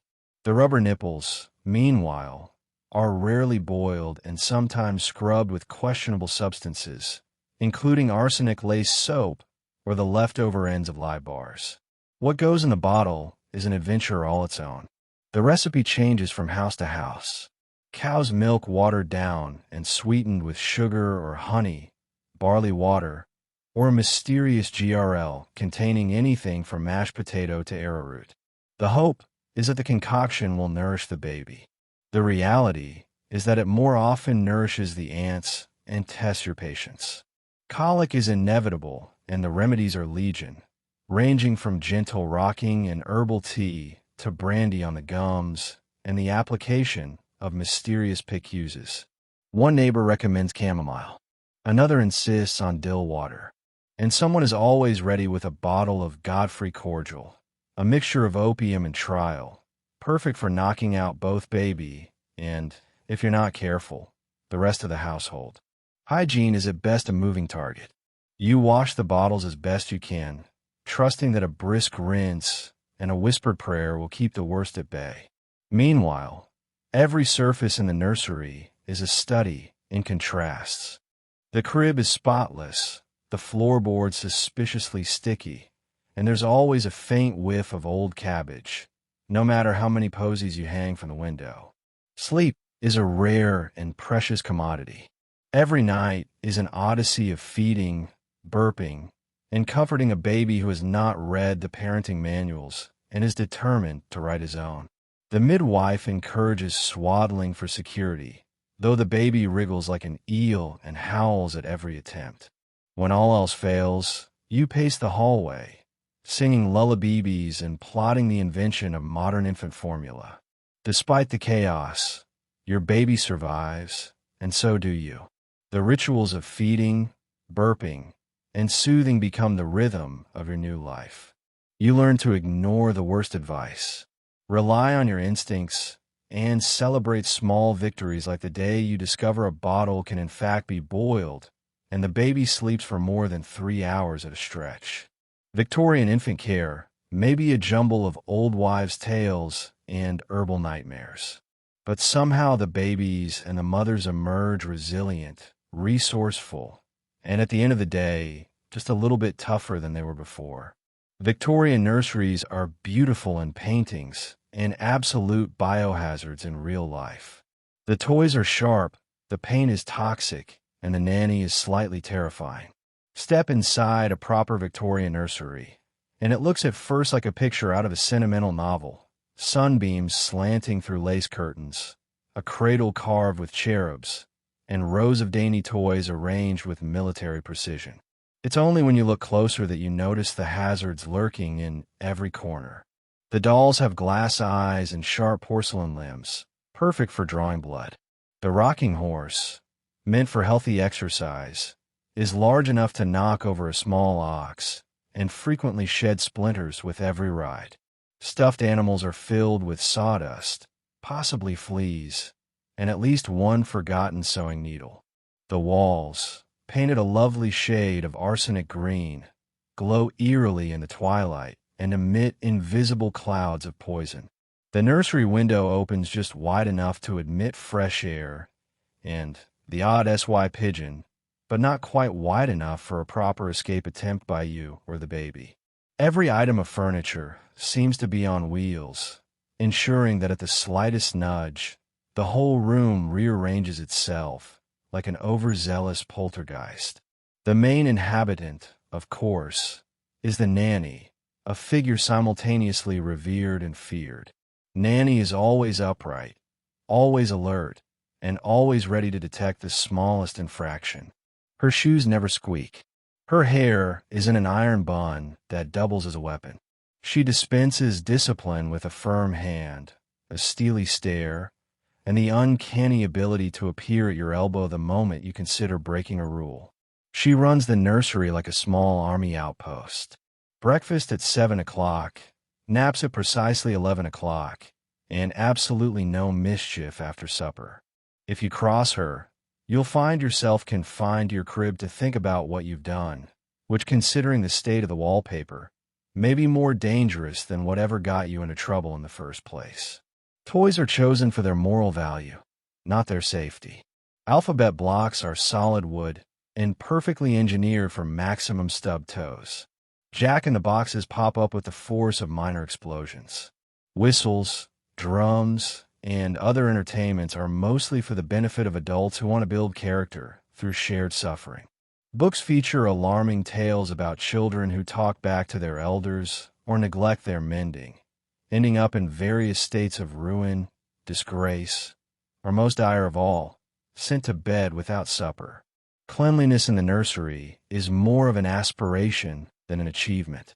The carpet, lovingly referred to as the rug, hasn't been truly cleaned since the Great Exhibition. Bath time is a communal event, featuring chilly water, harsh soap, and the persistent belief that children are sturdier when scrubbed briskly and left air dry. Bedtime means being swaddled within an inch of your life in scratchy sheets that smell faintly of mothballs and something medicinal. Despite the perils, the nursery is also a place of warmth, camaraderie, and whispered secrets after lights out. Siblings and cousins form temporary alliances to outwit the ever-watchful nanny, inventing games with marbles and leftover bread crusts. You learn early how to avoid splinters, which toys to hide, and how to sneak biscuits without getting caught. There's laughter, too. Giggling under covers, hushed plans to tunnel under the rug, wild tales of what you'll do when you're grown and in charge. Survival is as much about wits and luck as it is about obedience. If you make it to your first birthday without a chipped tooth or a mild case of arsenic poisoning, you're considered robust. And if you survive the nanny's inspection, the dampness, the splinters, and the parade of terrifyingly wholesome cautionary tales, you'll emerge in a childhood a little tougher, a little wearier, and if nothing else, fully inoculated against the dangers of decorative porcelain. Welcome to the Victorian nursery. Beautiful, dangerous, and the very first test of your survival instincts. Once you survive, congratulations. You're expected to start the process all over again. Your only reward, a larger collection of questionable advice, and the unspoken understanding that in the Victorian era, surviving pregnancy was a career in itself. The ink is barely dry on your last congratulatory note. The inkling of recovery, still wishful thinking, and already the machinery of family and society starts up again. So, when's the next one? Whispers your neighbor, as if childbirth were a hobby you might enjoy perfecting on weekends. It's a question delivered with the sort of optimism only found in people who have never personally experienced the joys of endless laundry, sleepless nights, and the persistent ache of a body that's been through the ringer. Literally, the Victorian ideal is a bustling home filled with children. 8, 10, 12 numbers are spoken of casually, as if each one simply pops out with a polite "how do you do" and knitted bonnet. Fertility is both a badge of honor and a family expectation, and you are measured not only by the health of your current offspring, but by the speed at which you produce more. Your husband, puffed up with pride, accepts congratulations as if he personally did the hard part, while you eye the calendar, counting the days until your next round of delicate condition begins. The process itself is unromantic, governed by the same unyielding routines and advice that guided your first pregnancy. Only now you have the benefit of experience and a healthy skepticism about every word of it. The morning sickness arrives right on time, joined by a chorus of children who need feeding, cleaning, and refereeing. Rest when you can, says your mother-in-law, but don't neglect the mending. The midwife gives you a knowing look, one that says, "Back again, are we? Kettle's always on." This time, you're armed with practical wisdom and a longer list of things to avoid. You know which neighbor to dodge when she arrives with her latest charm. Rub this horseshoe just in case. And which cousin's advice to ignore. My youngest was teethed on pickled onions. And look at him now. Never sick a day in his life. Apart from all the days he was sick, the parade of gifts repeats itself, as does the flood of advice. Only now your pile of knitted booties is threatening to take over the linen cupboard, and you suspect you could open a small shop selling leftover baby bonnets. Fatigue becomes a familiar companion, and so does resignation. There's little space for self-pity and even less for rest. You are a veteran now, able to change a nappy with one hand, rock a cradle with the other, and still keep an ear out for the sound of the porridge boiling over. If you have a wet nurse, she's now a trusted lieutenant in the campaign for survival. If not, you learn to nurse discreetly during family meals, conversations, and on particularly challenging days while mediating arguments about who stole the last biscuit. The only break comes in the form of brief, whispered moments with other mothers. Over cold tea and crumbs, you share your triumphs and grievances, knowing that someone else somewhere is up at 2 a.m. wrestling with the same impossible expectations. Together, you form a silent, unbreakable league, experts at endurance, masters of multitasking, and reluctant champions in the great, unending relay race of Victorian motherhood.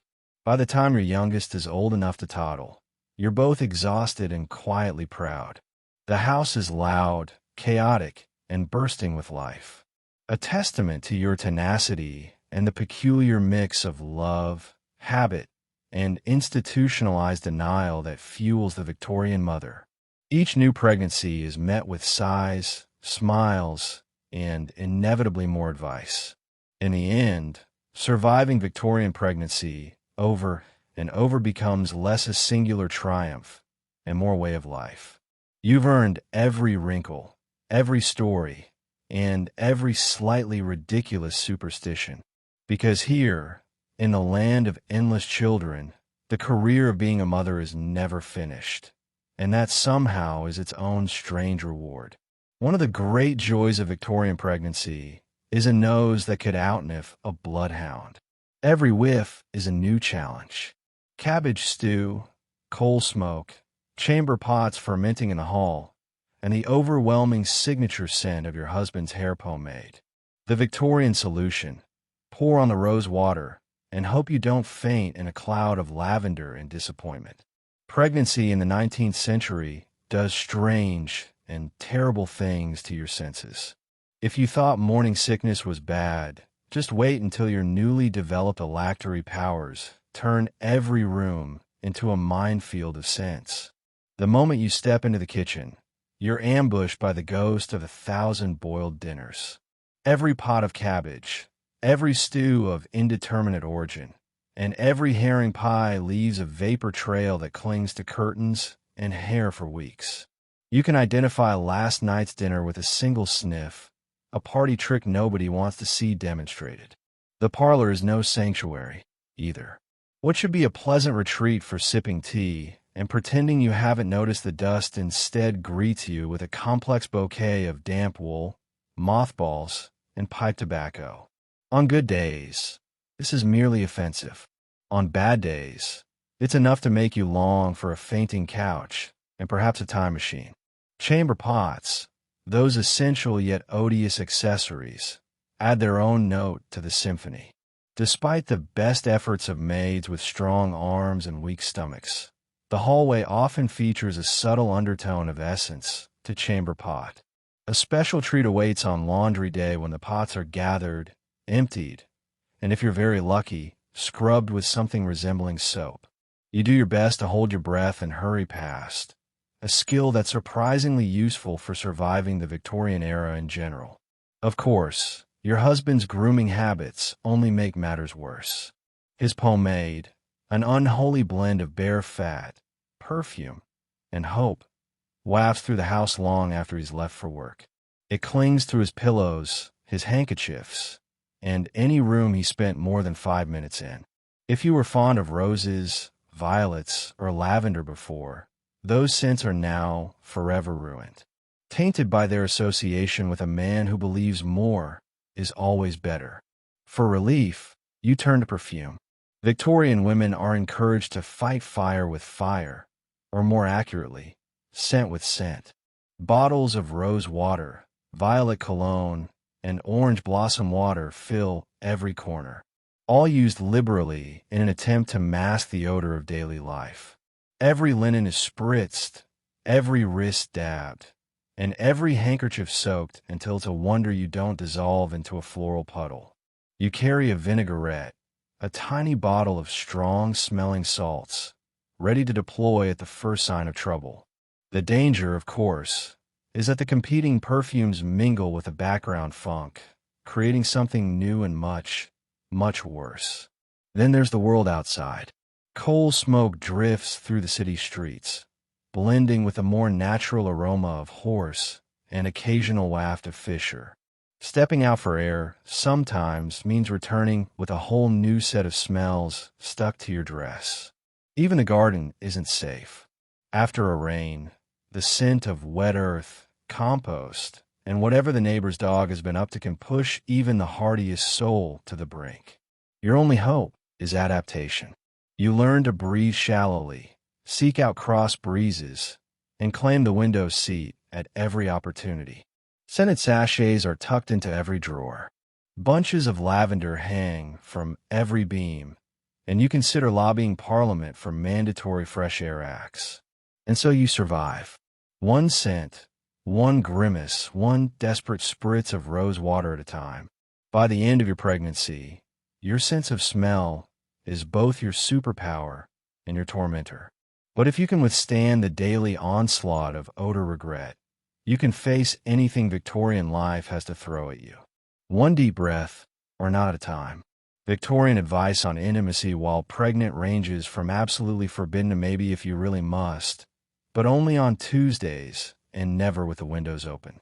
Physicians, clergymen, and Ms. Chumley all have wildly different opinions, but they agree on one thing. You should definitely feel very guilty about whatever you decide. In the world of Victorian pregnancy, your body is suddenly the most discussed, debated, and legislated piece of property in the entire neighborhood. The matter of marital relations is a social and scientific minefield.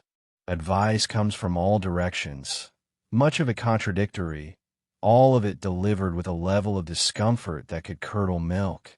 The mere suggestion of romance is enough to set off a chain reaction of raised eyebrows, nervous coughs, and at least one relative fainting gently onto a chaise longue. Physicians, those bewhiskered, slightly befuddled custodians of public health, are split down the middle. Some insist that marital relations must cease entirely during pregnancy, lest you overexcite the womb, or worse, instill moral weakness in the child.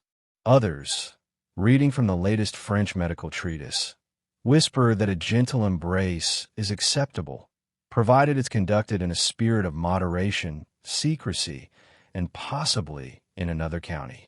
Your own doctor, when pressed, turns pink and mutters something about nature's mysteries before prescribing either a brisk walk or a large glass of cherry, depending on the weather.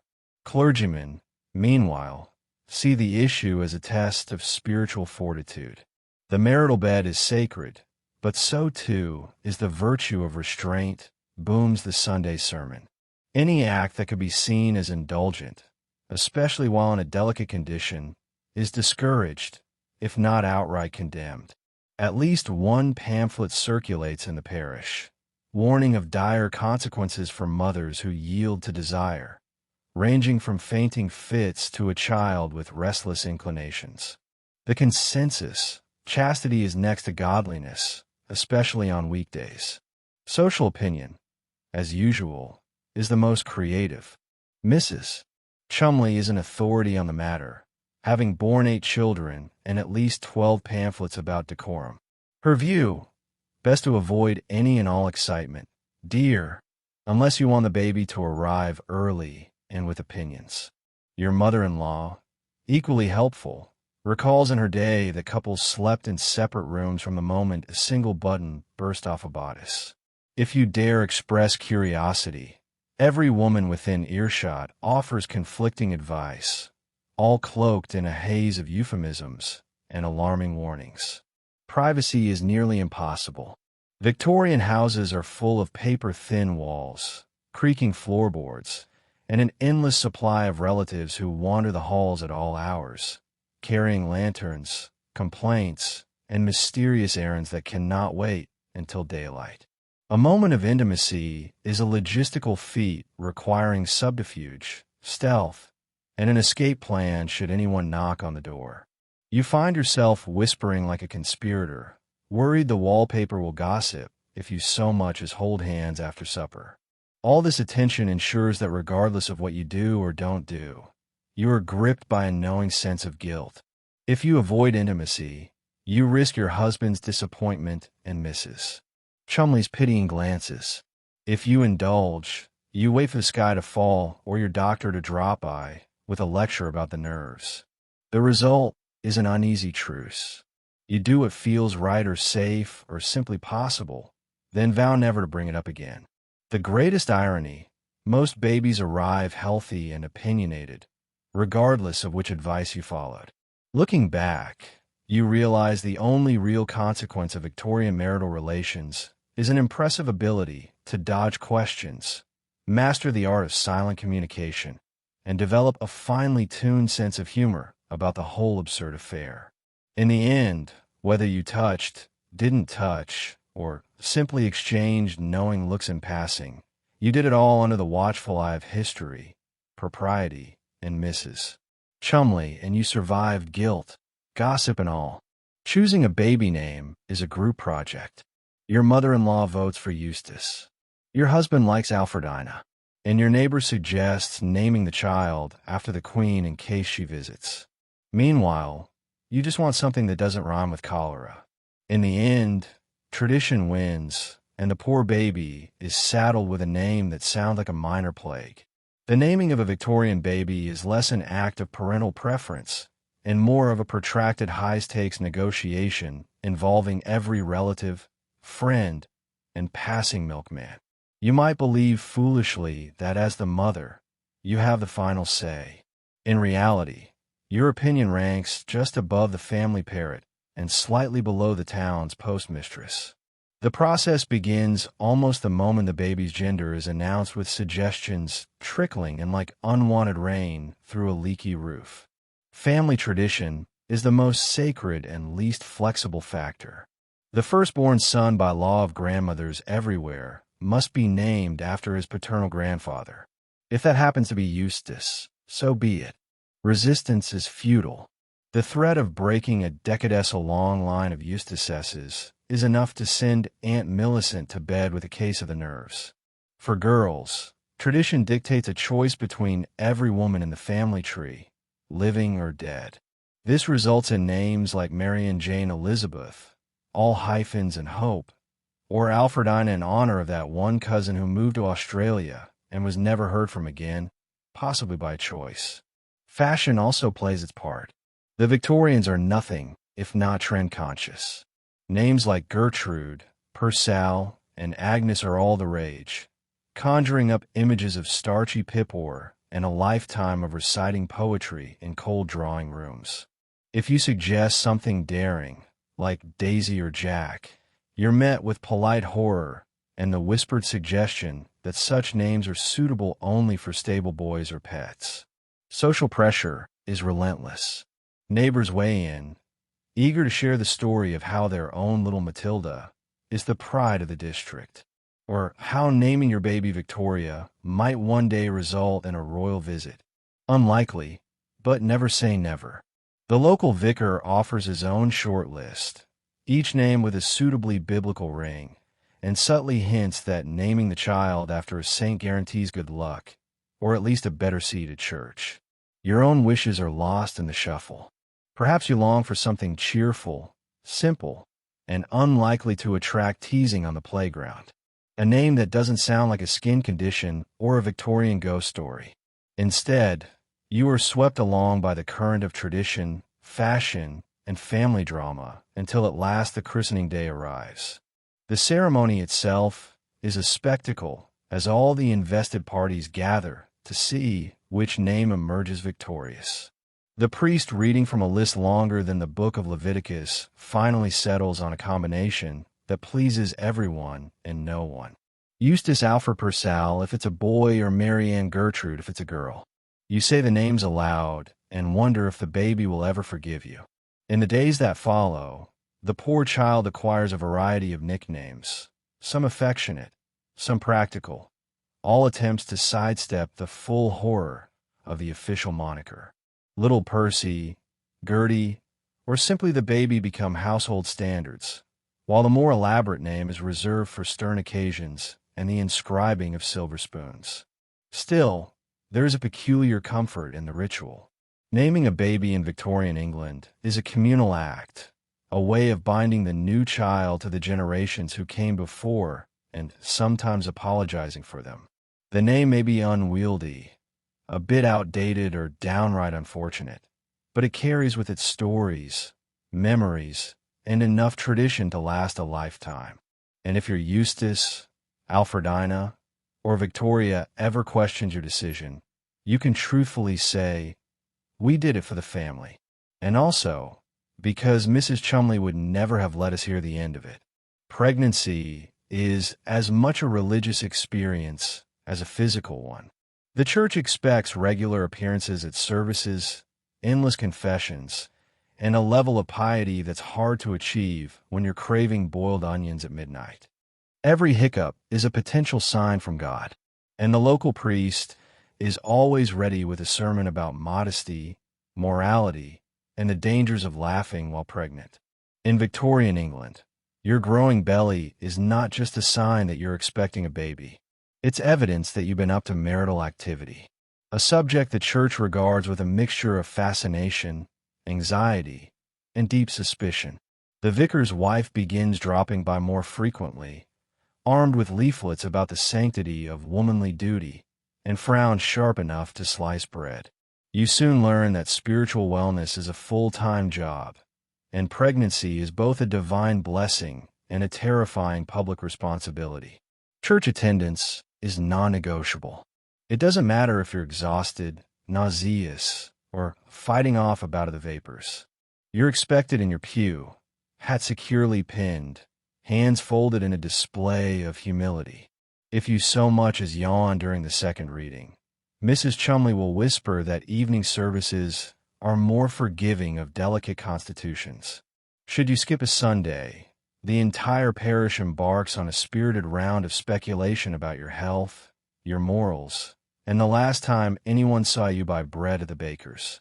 Every aspect of your spiritual life is under gentle but relentless scrutiny. Prayer is prescribed daily, sometimes hourly, depending on your perceived level of virtue. Should you sneeze in church, a kindly parishioner might suggest a special prayer to ward off impure thoughts, or at the very least a double helping of confession next week.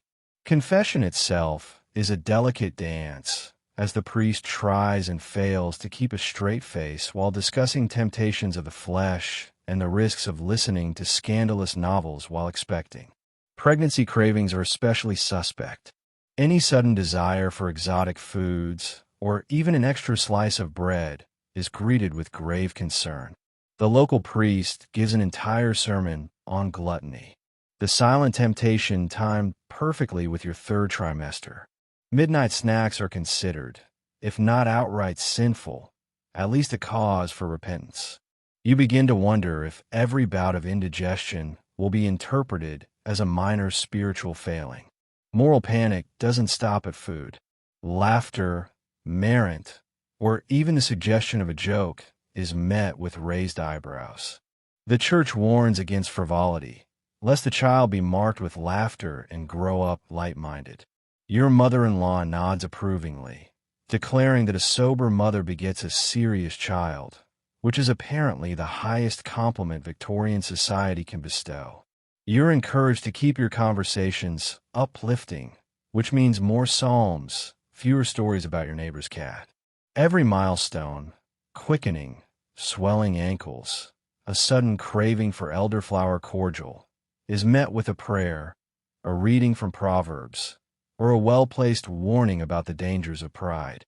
Should you show any sign of vanity, oh, what a round belly, the priest will work it in a Sunday sermon. The message is clear. Your body is not your own, but a vessel for divine will, family reputation, and the local church's weekly gossip quote. By the time the baby arrives, you've amassed a collection of prayer cards, holy water, and more spiritual advice than you can shake a hymn book at. The entire community congratulates you on bearing your burden with grace, a phrase that does little to soothe your aching back, but does wonders for your church attendance record. In the end, Victorian pregnancy is both a spiritual crisis and a community event. Equal parts sacred duty and public spectacle. You survive it all with a steady hand, a quiet prayer, and a secret stash of pickled onions hidden under your pillow, just in case midnight cravings strike. And when the next sermon begins, you smile, sit up straight, and try not to laugh, lest you spark another moral panic. So, as our night together winds down, let's take a moment to marvel at just how much Victorian women endured, often with nothing but a fraying shawl, a questionable cup of tea, and the kind of inner strength that could frighten a horse. You survived fainting spells, medical advice that involved more laudanum than logic, and an endless parade of people with opinions about your womb. You dodged the dangers of arsenic, the vapors, and a household run entirely on superstition and stale air. And you did it all while wearing 6 layers of wool and smiling politely through a haze of rose-scented regret. Tonight, as you settle into your clean, soft bed, pillows arranged just so, thermostat at your preferred temperature, indoor plumbing reassuringly nearby, maybe spare a grateful thought for the generations who came before you. For the women who labored literally and figuratively in times when comfort was a rumor and rest was a luxury. Maybe even send up a little thank you to the ancestors who survived corsets, coal stoves, and childbirth before antibiotics. Because if there's one thing history teaches us, it's that people are incredibly stubborn, often ridiculous, and far more resilient than anyone gives them credit for. So rest easy knowing your worst discomfort tonight is probably just a flat pillow or a snoring spouse, and not a doctor prescribing you brandy for your nerves. You made it through Victorian pregnancy, at least in spirit. Sleep well, dream deeply, and may your night be blissfully free of old wives' tales, suspicious soups, and surprise visits from Miss Chumley Good.